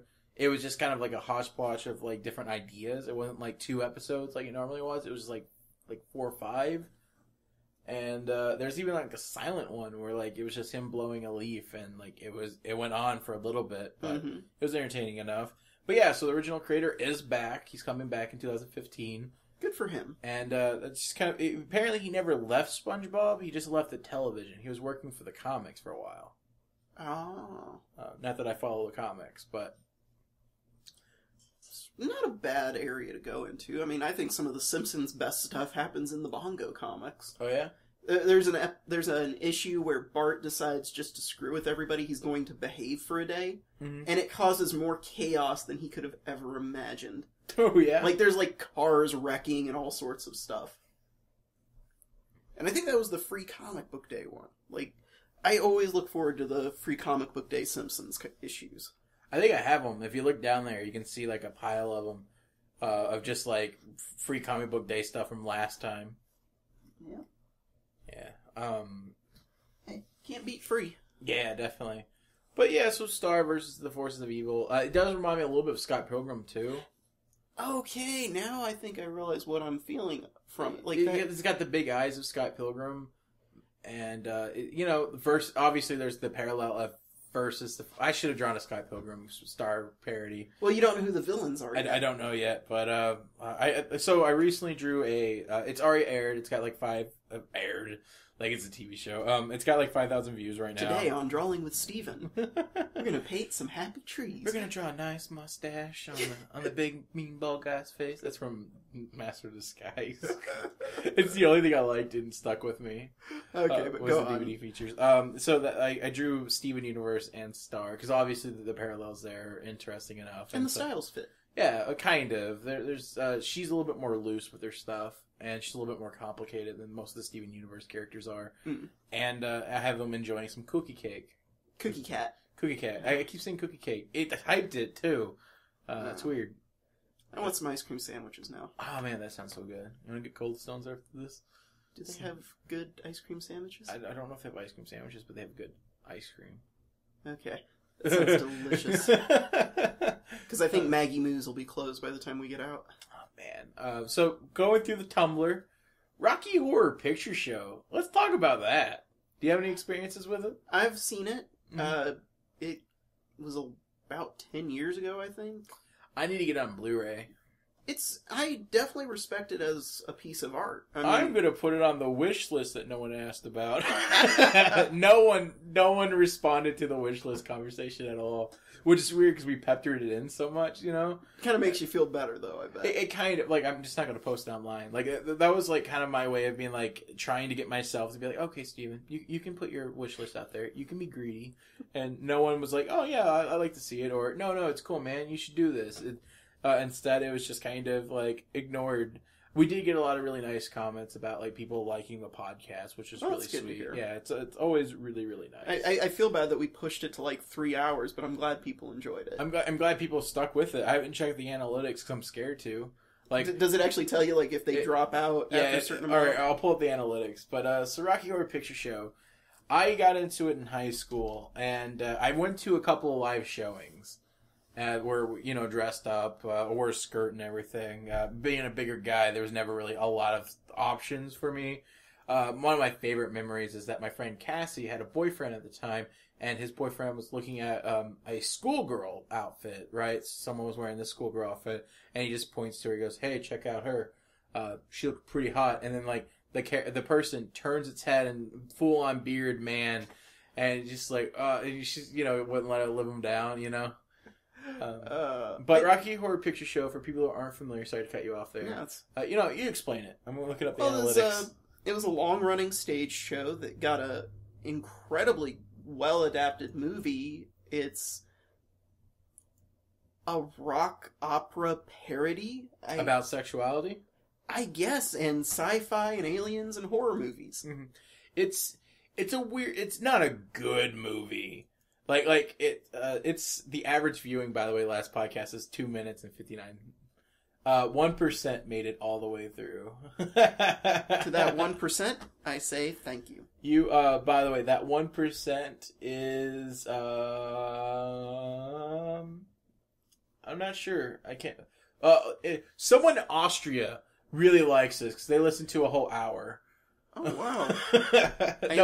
No, estimated minutes watched was 204, and it was, the average viewing session is 1 hour, and 31% of the views is from Austria. So, shout out to Austria. If I knew anything in Austrian, I would say thank you. Also, Qatar and Costa Rica and Siberia. United States has a good amount of people, but none of them like watching. I almost wonder if that shows how popular Beast Wars is in, like, odd places. Yeah? Oh. So, Rocky Horror Picture Show is a musical about a loving couple that decided at someone else's wedding to get hitched because they're rude like that. Brad and Janet. And on their way They are the most vanilla couple in existence. They are the Wonder Bread, the yogurt. Froyo of people. And vanilla Froyo. And so on their way, I forgot where they're going to. Was it to their parents or something? But they break down. The car breaks down, and they stop at this like big ritzy looking place. Really dark. It's raining, and they go in, and the caretaker is this like ghoulish looking man named Riff Raff, who, by the way, if you're a big fan of Phineas and Ferb, the actor plays him, is really big with music and helps out writing a lot of the Phineas and Ferb music. Also voices the dad on the show. Really? Yeah. And, what's that? That was just my chair. Oh. It's like I thought your, kaiju was doing something. Nah, he sleeps. It's winter right now. It bothers me so much. Cause I've never had a bearded dragon that actually go through beermentation, which is kind of like hibernation. And it's just where you don't feed them, and you just let them sleep. You just don't move them. You occasionally give them a bath.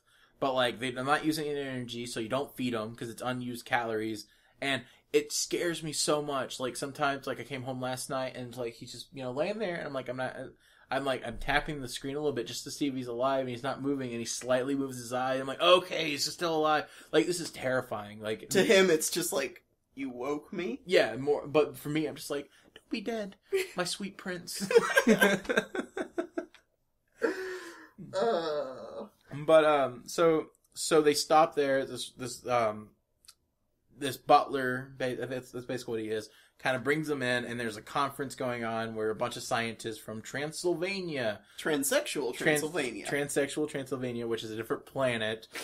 They do a time warp, which is interesting. It's a popular dance that's done at weddings now. Yeah. And best version was on the Drew Carey show. Oh yeah, that's probably why that show can't get on DVD. Well, it had a lot of musical numbers with music they probably can't use now. Yeah, freaking rights. But so basically, they're introduced to the owner of the place, which is a transsexual Transylvanian Dr. Frankenfurter, played by Tim Curry. One of his first roles, if not the first role for him. And he doesn't like to talk about it either. He apparently does. He started talking about it, but it used to be if an interviewer brought that up, the interview was over and he just walked out. From what I've heard, like, that was, maybe it's just PR, but I know on his website, it's like, there's like, why does he hate Rocky Horror? And he goes, oh, he has nothing but love for the show. But it might be one of those things where, like, say, a lot of the Power Rangers used to not like Power Rangers, like the Black Ranger, which I was like, this is very non-PC, like, the black one, the Black Ranger, he apparently, like, was on VH1 talking smack about the show, and, like, how he hates the fact that everyone just associates him as the Black Ranger. But I guess after a little bit and after, like, your career doesn't take off, you're like, oh, man, these nerds still pay for autographs. Okay. I love this show. I think it was his first appearance at Power Morphicon that really changed his mind. Mm-hmm. And I've seen this hilarious photo set where the guy who played Adam is looking at a frog Zord from a Sentai. Zach, the guy who played Zach, is looking at a Frog Zord, and he's like, geez, who would want a Frog Zord? And there's just this look on Adam's face of, like, really? But, so, the Frankenfurter reveals to them a man that he's been making to leave his tension. And that's the title character, Rocky Horror, who was apparently some bodybuilder that was, like, at the gym across the set or something like that. And it's just a guy in golden pants. And, who had to sit there and look pretty. Yeah, that was his only job. And then, of course, Janet winds up sleeping with him because it's hot. And then just a lot of temptation happens. And that's kind of like after that point, after the dinner scene with Meatloaf. By the way, they're not eating meat. Well, they are eating meat. Man. You never got that? No, I got it, but it was one of those things where I'm trying to explain it and I'm like, oh, that connects. So basically, Meatloaf, the musician, comes in and you find out that he's half his brain was used for Rockies. Okay. That's why he's got the cut and he's been frozen. Then that was Columbia, who I forgot I guess she's just a groupie? Like that's her description, but like entertainment? I don't know what she is to Frankenfurter. Lab assistant? But I know they apparently had sex at one point. And then who didn't Frankenfurter have sex? Oh, okay, so everyone had sex in here with each other, and basically Meatloaf's character Eddie, gets killed before the movie starts. His brain gets used, and for whatever reason comes to life for a moment. I think it's mostly just to introduce the fact that the character is dead, and there, and or like he comes half back to life, and Frankenfurter basically knocks him back out. And then we wound up seeing them eat a meal later on, which, again, it's really funny because the actor is Meatloaf, but they're eating Eddie at dinner. And overall, it's just, like I said, it's a really, like, interesting love letter to horror, sexuality, and sci-fi. And it's not a super great movie. No, but it's like that so bad, but it's so good at the same time. Good hooks in the music too. Mm-hmm. The music is just, it sticks with you. Definitely. I mean, the soundtrack's fun to listen to, and but like actual story and characters, they stay with you, but it's just zany and silly, and don't take it too silly, or don't take it too serious, and you'll be fine. Yeah. And then it also helps that it's kind of an experience. It's less of a movie, like. Obviously, if you just pop in the movie and watch it, at home, it's not super great. But if you have a bunch of friends and you go to a theater and you dress up, it's an excuse for a lot of women to dress like sluts, and it's an excuse for a lot of guys to cross-dress, and it's just all fun time. And they used to have it to where you could actually throw stuff, like during the wedding scene, you could bring rice and throw it in the air, or during the raining scene, you could have squirt guns and squirt people. And it was an interactive movie, if you will. Yeah, you could get up on stage and do your favorite part. And it was cool, I mean, it still is. It's one of the longest running movies to be in theaters. It's still in theaters, technically. Yeah. And I find it amazing that they've actually tried a couple of times to get a sequel made. Shock Treatment? Have you seen Shock Treatment? No. We need to watch it. We should watch it. We could riff it. Is it technically a sequel? It is a sequel. It's a spiritual sequel to Rocky Horror. Okay. So what he's referring to is that there is a couple of drafts of a Rocky Horror sequel where there's a story sequel. Like, there was like 3 of them. There was like Rocky Wears His Heels and Long Live the Queen or something like that. And both of them all touch upon about the events afterwards. At one point, apparently Brad became bisexual or gay because of the events of the first movie. And Janet's pregnant, who could be Brad, Rocky, or Frankenfurter's child. And Frankenfurter's dead in the movie, but gets revived. And, he's excited about having offspring, And there's another one where they go to Transylvania, or transsexual Transylvania. And they're really interesting. They would have been great movies, but the problem was Tim Curry and a few of the other people felt that it was too much like the first movie, and they didn't want to do the same thing again. Don't blame them. So what happened was it got a spiritual sequel, and I love anthologies. Like, I love the concept of the same creative people making one hit, and then instead of going on with the story, they go and they remix it, and the same creative people are working on a new thing separate from it. American Horror Story was very enticing to me because it resets each season. Sadly, some seasons are worse, some seasons are better, and right now it doesn't seem like they are very interested in the horror section of their name. I think it's just American Story is what they're doing now. Yeah, and we're actually getting one called American Crime Story, where it's based on, like, real crime events. Okay, that'd be cool. And, like, I kind of wish they'd do one where it was, like, American Strange Story or something. Well, because that's what this season is. It doesn't really have much... they touch on aliens and stuff. Well, no, they touched on aliens. They touched on... That one was still in the whole horror trope of aliens is kind of horror, In the first one, they had ghosts. The third one was witches, but it mostly was drama. And then this one, it's kind of mostly drama again, but it focuses on the strange. And yeah, there's murder and there's blood, but it's not really scary. Mm-hmm. It's not really designed to be scary, and that's the problem. Yeah. But it might be the fact that it's becoming more and more mainstream, the more and more you have to pull away from that niche. Because as a niche, you only have a small market anyways. Going back to that, so Shock Treatment was a series where they brought back some of the actors. In fact, Tim Curry was supposed to be in there, and at one point he was going to play Brad. but so they remixed some of the characters in there, and it does continue the story sorta. It's Brad and Janet. They're both brought over, so they're the only characters that stay. But like Riff Raff's character and Magenta both get changed into something else. Okay. And so it's the two. They wound up going back to the hometown. Everything's different, and they find out that like a TV station's come in and basically is taking over. And so they have to like go through. They have to live through television in a way. I haven't seen it yet. I want to, but I'm willing to watch the reason why Tim Curry didn't do Brad is because he didn't think his American accent would be good enough. I was actually thinking just now. It's like if they had to remake Rocky Horror Picture Show, who would you cast as Frankenfurter? That's a tricky one.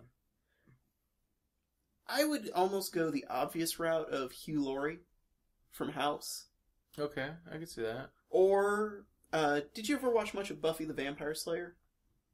I'm familiar with it. I haven't really... I was going to rewatch it. I was going to... Because I saw the part where Willow became a lesbian, and as a kid, that enticed me to watch it. But, I was like, okay, I'm going to watch this. This is interesting enough. Girl power. And then the first season's really bad. Oh, yeah. I got a couple episodes in, I'm like...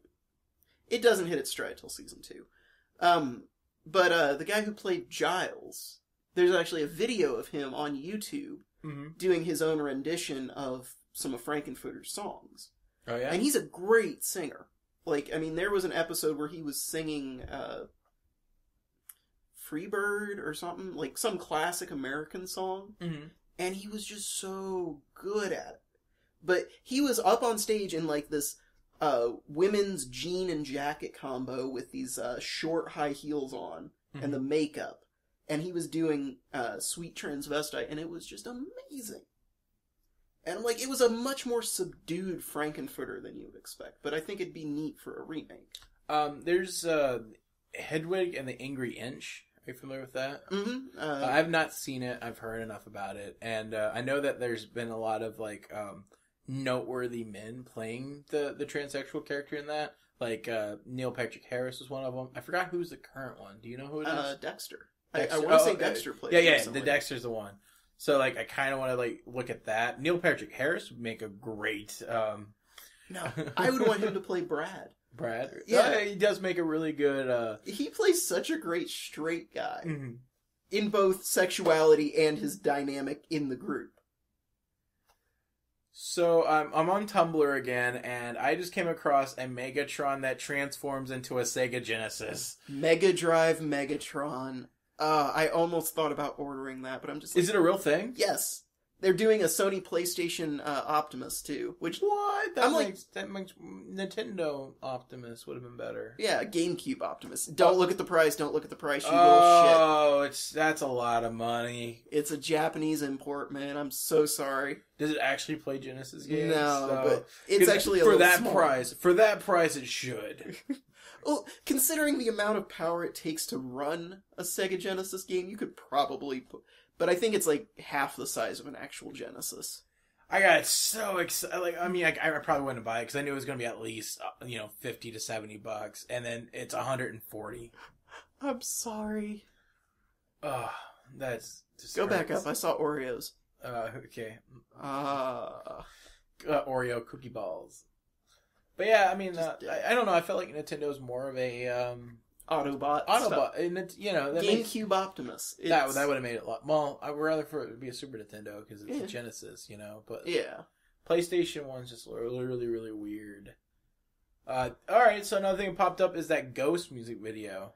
Oh, you're more familiar with it than I am. Honestly, I stumbled onto it because my roommate, he's a brony, and he showed me Turntable Turnabout, which is a real simple animation, but the beat was good, and it was for this group called Mystery Skulls by, I believe the guy who did the art calls himself Mystery Ben now, I'm not sure. Okay. And, it just had a really great beat, and then I decided, hey, I'll check out this guy's YouTube page again. Yeah. And the music video for Ghost by Mystery Skulls was on. And I watched it, and I'm just like, it's such a love letter to Scooby-Doo, but with, elements anime. of, Ghostbusters and anime in it. Yeah, well, it's again, right now, the current content creators right now, be in the industry or on YouTube, they're all directly inspired by anime at the moment. And now what we're getting is these different, not just anime drawing, but anime style and anime humor. With this one, it's obviously not designed after anime. There's certain elements of the character designs that look like it's a anime plus Scooby-Doo hybrid together. But there's also different elements and humor moments and darkness to it. And storyline that connects with this, where it's this has definitely got some tropes that come from, the Eastern side. We're Western, right? So I guess Japan's Eastern? Yeah. Okay. And, it's a really good music video. It's really well animated. It's a very high production quality. The only thing that bothered me about it was the head bobbing all the time. I get that it's supposed to be part of the music, but there's certain points where as someone that studies character, they would not be head bobbing. Their necks would get sore. No, well, not only that, but just certain things where when you're being chased, I think the last thing you're thinking about is doing the head bob from What Is Love. I broke the window again. But yeah, I mean, it looks great. Someone told me that apparently they've actually been approached for a television deal, which is interesting. And the thing that scares me the most about that is the fact that we know so little about the characters. So much like Scooby-Doo, where in the original show, Scooby-Doo didn't really have much emotions or personality. Mm-hmm. You knew that Fred was the leader, and that's as far as his personality went. Daphne was the one that got captured and was the cute one. That's as far as her emotion was. Velma was the smart one, and Shaggy was... He wasn't a stoner. He was the bait. But, they was a scaredy cat. And Scooby-Doo characters are super one-dimensional. You can argue with me from day one, but until the movie, which is weird, until the live-action movie where they didn't know what to do with them because there was nothing to write with them, they made parodies out of them. And it worked. It worked well. I remember going to the theater and the lady behind us had a chihuahua in her purse to watch the movie. Aww. Really quiet. Mm-hmm. Shy, dark room, so I guess I couldn't see anything bigger than him, so I didn't know to naturally bark, but... And then Mr. Incorporated was the first series to actually give Scooby-Doo personality, which works really, really well. Well, didn't the one just before that where it was kind of based more off of the movies? What's New, Scooby-Doo? I think so. It was still kind of... flat, but... I guess the storytelling was more rounded than the characters. There was another one between those two. We don't talk of that. Scooby-Doo, Get a Clue? Or no, was it Shaggy and Scooby, Get a Clue? We don't talk about that. Yeah, it was great. It was Shaggy voiced by Scott McNeil, or Scott Minville, or whatever his name is. The Robin from Teen Titans. No, I find it so funny that the guy who played Shaggy in the movies is now the one they go to voice Shaggy in the cartoons. Well, because Casey Kasem retired and is dead. Yeah. One is more important than the other. That was not me laughing at his death. Casey Kasem was a great man. Yeah. And, but yeah, I mean, like, he's the one that sounded really, I mean, why not, you know? Yeah, I mean, he was the voice of Scooby-Doo. He was the voice of Robin, funny enough. Yeah. Casey Kasem, right? Not Matthew. And it's just... Although I think Matthew Lillard would do a good Robin, if given the chance. Maybe. But, like, Zoinks, man! That's my Scooby-Doo.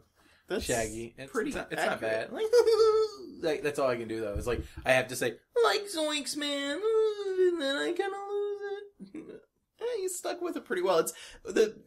I watch enough stuff about voice actors. They say the thing you have to learn most is the maintaining of the voice. Yeah. Once you find it, that's the easy part. Yeah. It's like, have you watched that documentary, I Know No. That Voice? Oh, God, watch it. I want to, but like when I watch Netflix, it's usually late at night, so I tend to watch stuff I've already watched. That way when I fall asleep, I don't feel bad. Yeah. Oh, this one you can fall asleep halfway through and pick it back up, trust me. But I love the guy who does the current Porky Pig talking about how to do the stutter. Yeah. And then he just ends it, and nobody else can do that, and that's why I have job security. Oh, Tumblr, you brought up my favorite. So, Gwen Stacy from Spider-Man. Okay, they're doing a thing in the comics where it's like it's a crisis of infinite Spider-Mans. It's like some monster is going through the universes killing Spider-Men. Okay. Or Spider-Women. And one of the Spider-Women is a universe where Gwen Stacy got bit by the spider instead of Peter Parker. Which makes sense, because in the thing, they were students in the same spot, so anyone in the room could have been bit. Mm-hmm. And I love her suit design. It's got this, like, white and black that doesn't look like it's ripping off Venom or Spider-Woman. Mm. And it's got this nice hoodie, but, like, the way they've portrayed the character in the comics, it just makes you wish Gwen Stacy was still alive as this character. Well, like, I just assumed they could just, make a thing where she stays in the universe. Yeah. But, like, there was a really good picture on Tumblr. It hit me here, where it was like, so in my universe, I wasn't able to save Gwen Stacy, and she's like, it's okay. In my universe, I wasn't able to save Peter. Aww. So, like, apparently she went through the same thing. And then there's just, like, this little, like, loving, like, well, we can watch it. We can protect each other. And then they embraced, and it was not a porno embrace, by the way. But aww. I know. It's like Gwen Stacy. Well, I'm mostly familiar with her Spectacular Spider-Man. I think, like, without reading much of the comics and just reading about them, like, I haven't read the actual comics, but I've read about the character and I've seen her portrayed in a couple of things.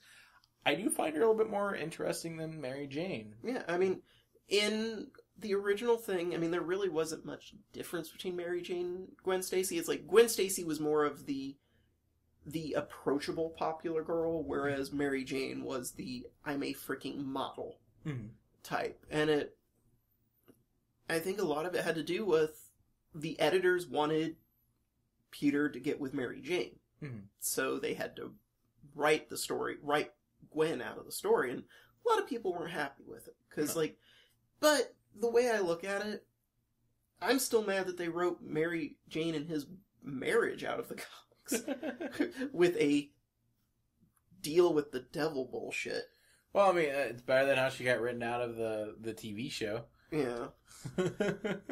Wait, the cartoon from the 90s where, she just disappears. She's, gets knocked into a portal. So she gets Gwen Stacy'd in there. And then, they're like, well, we're going to keep bringing her back somehow in, a liquid form at one point. And just weird stuff. Clones, yeah. Which, I didn't mind the clone stories in the 80s, but that's because I read them in the late 90s, early 2000s, I guess. Mm-hmm. But, yeah, I mean, because the one thing I always liked about Peter was he was the guy who won. He was the nerd who got the cheerleader. Mm-hmm. And to get rid of that, and I won't lie, after he got out of that, after they annulled the marriage magically, they pretty much turned Peter Parker into the 30-year-old virgin still living with his Aunt May. So they realized that, and 2 issues later, they had him have a one-night stand with Black Cat after she broke into a hotel room. I really like Black Cat. No, Black Cat's a great character. Mm-hmm. It's just, she works best as almost that unapproachable, like, I love her dialogue best when it's bantering with Spidey. Mm. It's like, they know they can't be together, but they don't mind. They like flirting with each other. Yeah. So, there is something I do want to talk about. It's not on Tumblr. It is the current indie game trends that scare me. In fact, I almost recorded a video a couple of times for the gaming channel, but I figured we'd talk about it now, which is the worst time because everyone stopped watching the podcast by now. So you can say whatever you want. Except for like 5 people in Austria. So we can say whatever we want, right? And unrated? I guess. Dick tits. Okay. Great. So the current trend with indie games is that it looks like a lot of developers are becoming less and less about games they love. Like, a while back, we have these games like Mighty Number 9, Shantae, and you have, before that, Shovel Knight, where, obviously these are all like 2D platformers, but 2D platformers don't really have a place anymore when it comes to the gaming market. No one seems to really want them anymore, because 3D. Which surprises me, because they would run great on cell phones. Well, the lack of controller makes it a little tough. But that also brings a point when I get to Five Nights at Freddy's. So, at this point, there's just this thing where people aren't making games that they used to love. Basically the idea of indie games was there wasn't games that they used to love out there, but they want to share that love with the new generation. So they make games that they used to love and bring it in, and they refine it and make it better. Shovel Knight's a really good example. It took all the 2D platformer tropes and made it even better, and it's a love letter to the 80s or 90s. Very much so. But now it looks like a lot of people are more worried about, are people going to buy their game by YouTube? Because YouTube has become the biggest way to advertise your game. With Let's Players, with PewDiePie being the biggest YouTube channel, it's one of those things where if a big Let's Player plays your game, that usually translates to a lot of people buying it. A lot of games have, especially indie games, Steam games, have, their success is solely because of Let's Players introducing them. Five Nights at Freddy's, for example, it's mostly popular because of YouTube. Mm-hmm. If YouTube didn't, obviously if PewDiePie, Markiplier, and all these big YouTubers didn't play the scary game, no one would know about it. It wouldn't have a fandom, and it wouldn't have people playing it. So, when developers are now becoming more and more interested in what is YouTube bait, or spectator games, so I've been referring to them as, like I Am Bread. Have you heard about I Am Bread? The bread simulator? Yeah. Right now, that's the new popular game that's going through. It's not as big as Five Nights at Freddy's. Five Nights at Freddy's still trumps everything, but it's getting up there. It's now going through the trends where everyone, like on my subscribe list that are Let's Players, are now playing it. And it's a game that is a spectator game. It's a game that I don't necessarily want to play. It doesn't look fun to play, but it definitely looks fun if someone that is funny is playing it. Right, so I can see why, people want to watch Let's Players play it. Especially, if they're really good at improv comedy. So the Let's Players are kind of becoming the spokesperson for certain games. Right. Well, with I Am Bread, it's selling well, but it's not selling well as Five Nights at Freddy's, or I think it's like the 30th top game. Like, it's not that high. For how much coverage it's getting, it should be selling really, really well. The problem is, it's just a game that wasn't designed for people to play. It's designed for YouTubers to play. It's YouTube bait. And this is a trend that I've seen a lot of people go with. You see a game like Five Nights at Freddy's, and you goes, that game got so much footage on YouTube. If we get a game that's put on YouTube, people will buy it. Those views will translate to purchases, but that's not what it is. People tend to forget that a lot of people watch YouTubers because they like the person that makes the content. They're not watching the Let's Players because, oh man, I really like obviously video games is the stem and that's what brings them to them, but most people subscribe and stay because they like the personality. Yeah.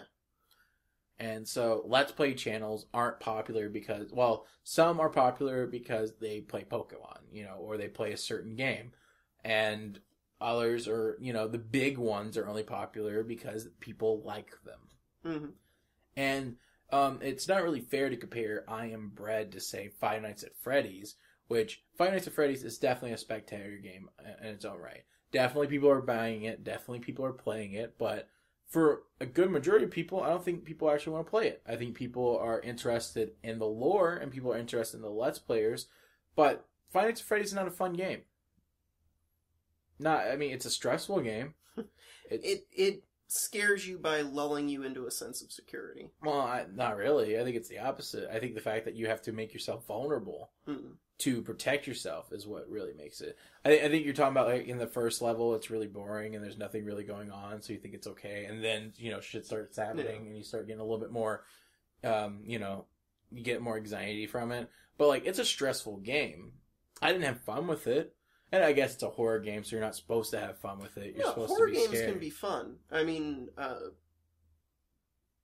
and now I'm blanking on a fun horror game. I guess Resident Evil 4 and Lollipop Chainsaw. Well, those aren't really horror games. Those are action games. 4 is much more of a horror game than 5.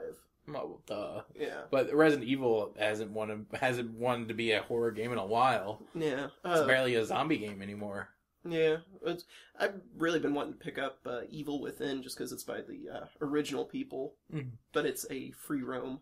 Well, my point is, with Five Nights at Freddy's, I think it's mostly people are wanting to watch other people play it, and that's the big lore of it. Is it's fun to see other people get scared. It's probably why the same reason people like prank videos. It's someone else going through a range of emotions, and it's not you. But then, you talked about mobile games, 2D platformers. I think one of the things that's made Five Nights at Freddy's a much more of a mainstay is the fact that the game is so simple to play, if you want to play it, that you can do it on an iPhone. Mm-hmm. I think that is ideal. You can't do I Am Bread on an iPhone. Not without completely redoing the mechanics, where you drag the pieces, but then that's not fun. It's not the same thing. And I think the fact that it's so simple that you can play on a phone is probably the main reason why it's so successful. I posted on Twitter before, like, why do you think Five Nights at Freddy's is so popular? Do you think it might be the mobile thing? And a few people are like, no, it's because of the Let's Players. Well, obviously every game has Let's Players. Of course Let's Play is going to be one of the main focus, but why does one game stay longer than the others? Yeah. That's my question. You could do a whole college course on why some games are successful and some aren't. Mm. And I think Five Nights at Freddy's just kind of hit the mark of perfect timing. It's popular with YouTubers, it's easily accessible, it's not expensive. It's scary enough to be considered scary, but not really a horror thing, so little kids can get into it too. I think that helps out a lot. And the fact there is this, like, huge world within this really small, simple game. The fact there's so much backstory and there's things to make people argue. That's key. It's not the YouTubers playing games. It's whether or not you can get people to argue about your game. That brings awareness. Yeah. Trolls feed fires just as fires feed trolls. But, and it's like, I'm seeing a lot of people modding the game, too. I've seen a lot of Gmods. Are you familiar with that? Mm-mm. Something called Gary's Mod. I'm not really familiar with it too much. Oh, it's like an engine or something? It's an engine, and a lot of people, like, I've seen, the first Five Nights at Freddy's 2 video I watched, besides the ones I got paid to edit, not edit, but, like, cut up together to make animations out of, was one that was, Little Big Planet 3. I was like, oh, that's really cool, because they're all cutesy and stuff. I want to see that, versus the Gmod, it's an engine, people recreate the game, but now you can walk around and explore the thing. It's kind of cool. Yeah. The one I'm excited about is the one where it's a Disney theme, where it's Five Nights at Treasure Park or something. And it's like a photo-negative Mickey suit that's after you. Huh. Well, what I think we're going to do here is, I don't think we want this to be 3 hours again. No. So, let's end it here. Let's see here. Is there anything you're working on or anything like that? Just been going back over some old art, trying to find some stuff I can touch up and post. Mm-hmm. Still really wish I had a good Cintiq monitor like you do, because, mine's good. With the quotation marks in the air. But it's old. You did show me those, what were they called? There's a bunch of, like, cheaper versions of the Cintiq, like, knockoffs, like, Navova or Monoprice. They vary in quality, but, like, compared to the $2,000 Cintiq, the Navova is, like, $400 to $600, and it's just as good. So it's one of those things where Wacom just owns the name, and everyone knows Wacom exists. So you automatically want Wacom, but like they're not special. It's like Adobe. They're not the best. They're name brand, but they don't have to try anymore, so they don't. Yeah. But yeah, I don't work on a lot, but I am hoping to get some stuff to review here soon. Okay. So I've got that Zord, but I want to get some of the add-ons for it too, so I have a more full review. Cool. Did you get your Mario figure that you were talking about? Oh, not yet. No. Oh, speaking of figures, I did get Gatomon finally. And then all your other figures fall over. It's got a weird mechanic. I wasn't expecting this, but like when you push the back button, it like blinks and raises its arm. It's really cute. It's supposed to be like a beckoning cat. Yeah. Like a Maneki Neko. Kind of like a Meowth also. Yeah. For people that aren't familiar with it. I was kind of hoping that I could move both arms. That's a little disappointment. And I found the person has another one with it, but I'm not going to buy another one. For it just being like on the shelf, it's fine. Tentomon is gone. I got the guy refunded me, which is really cool, even though the things disappeared.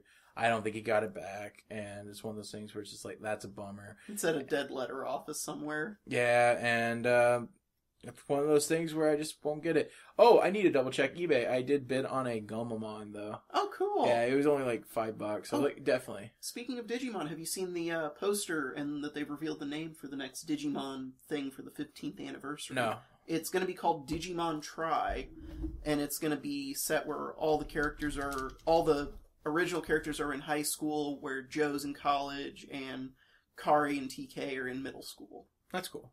And, like, the art style's kind of a bit of a shift, I want to say, but... This? Yeah. Oh, wow, that is... they have no color to them. Yeah, it actually reminds me of the color palette. Like, the funny thing is, the artist for Digimon... a lot of his other stuff doesn't use a lot of color. So I'm wondering if they got him back for it. But I like the original colorful designs. So, like, I was kind of hoping that it would look a lot like Digimon movie, where like they also did One Piece movie 6 on the island, where it's just like if you pause their frames, it looks terrible, but in motion, their animation looks great. Smears. Yeah. But I feel like the Digimon are going to be what brings the color. Hopefully, because right now it's just, I mean, they're all in school uniforms, so there's just nothing going on. And even the hair tints are very, very much more... Mimi's is so subdued. Like, she's the one with the L'Oreal hair wave, so it's the only way you'd really tell it's her. Yeah. That's just kind of shocking. I feel like it's going to be better once we see more. Hopefully, because I definitely have to admit that the hype train just hit a bump for me. Yeah. Because that's not super appealing. Looks kind of like Pokemon. In the faces. Like, look at that. That's a Pokemon trainer. Yeah, a little bit. But, alright, so yeah, Tentomon's gone, and if I want to get one, they're like $40, and I just don't know if I have it in me. Flea markets, man. I don't know. Digimon are so rare, though. Like, you never really see anyone have Digimon figures. Beast Wars and My Little Pony I see all the time, but, like... I tell you what, man. Next time before a podcast, we're going to a flea market. Okay. We're going to hunt down Tentomon. We're going bug hunting. Okay. Speaking of which, let's see here. I have... I'm waiting for my 1-Up box. I got a sponsorship, potentially, but, like... I'm supposed to get an email when they ship it, and they have yet to email me. And I checked their Twitter, and apparently they shipped, so I don't know if I'm getting one or not. And I got kind of excited. Well, I was super excited about it until they... Because I was like, oh, Mythical, what could we have, you know? It's Lord of the Rings. I'm just like, I'm not a big fan of Lord of the Rings. So that hype train also got a bump. eBay it off. I'm probably going to wind up giving it to my roommate. Let's see here. What else? Really, I mean, that's about it for me. I did, so earlier this week, I've got 2 Five Nights at Freddy videos. Hopefully, one's going on D-Live's channel. It's his second one. I'm, like, a third way through with it. Like, I'm really behind. I was hoping to get it done by this weekend, but clearly things popped up. And then, like, I gotta do Lord Minions. I got another one of those. I'm hoping to get both of them done by Friday, so they get released. And then my version of the video will release on Saturday because I got to get another day to edit more. And then that's whether or not your mama throws in extra stuff on my plate too. So I'm a busy man. I also wound up helping out Kerbifer 15. I don't know if you're familiar with him or not. Mm-hmm. I did some lip syncing for him for episode 13 of Tome. Oh, cool. So I worked on that for a little bit. I can't spoil or say anything about it, though, besides that I worked on it. But, so there. Flygon, it airs, the final airs the 18th. And then I'll give that a week, and then I'll record and do a commentary over all 5 episodes that I worked on. Cool. Which is all 5. So, that's cool.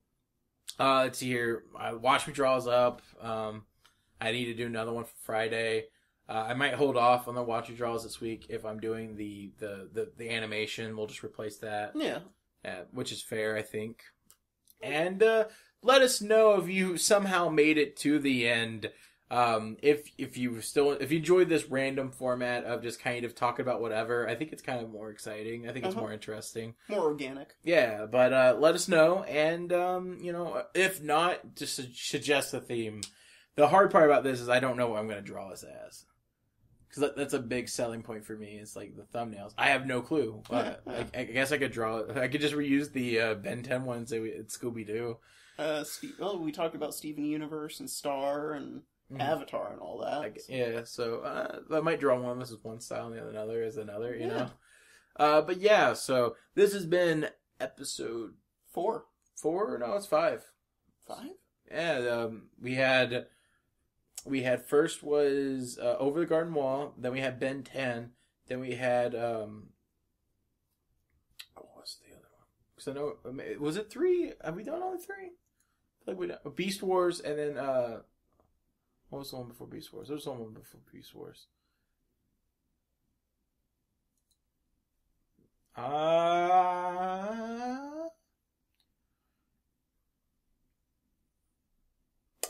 Gravity Falls. We did Gravity Falls. Oh, that's right. Do we really talk about Gravity Falls? I feel like we did. I think we talked about Love Guy, but we didn't talk about Gravity Falls as a whole. I feel like maybe I just have a terrible memory. It's probably a little of both. But it's doing pretty well, video views wise. But anyways, I'm trying to end this. We're gonna go get ice cream apparently and play Smash Brothers first. So hope you guys enjoyed this, and this is episode 5 of the RayQuest Podcast.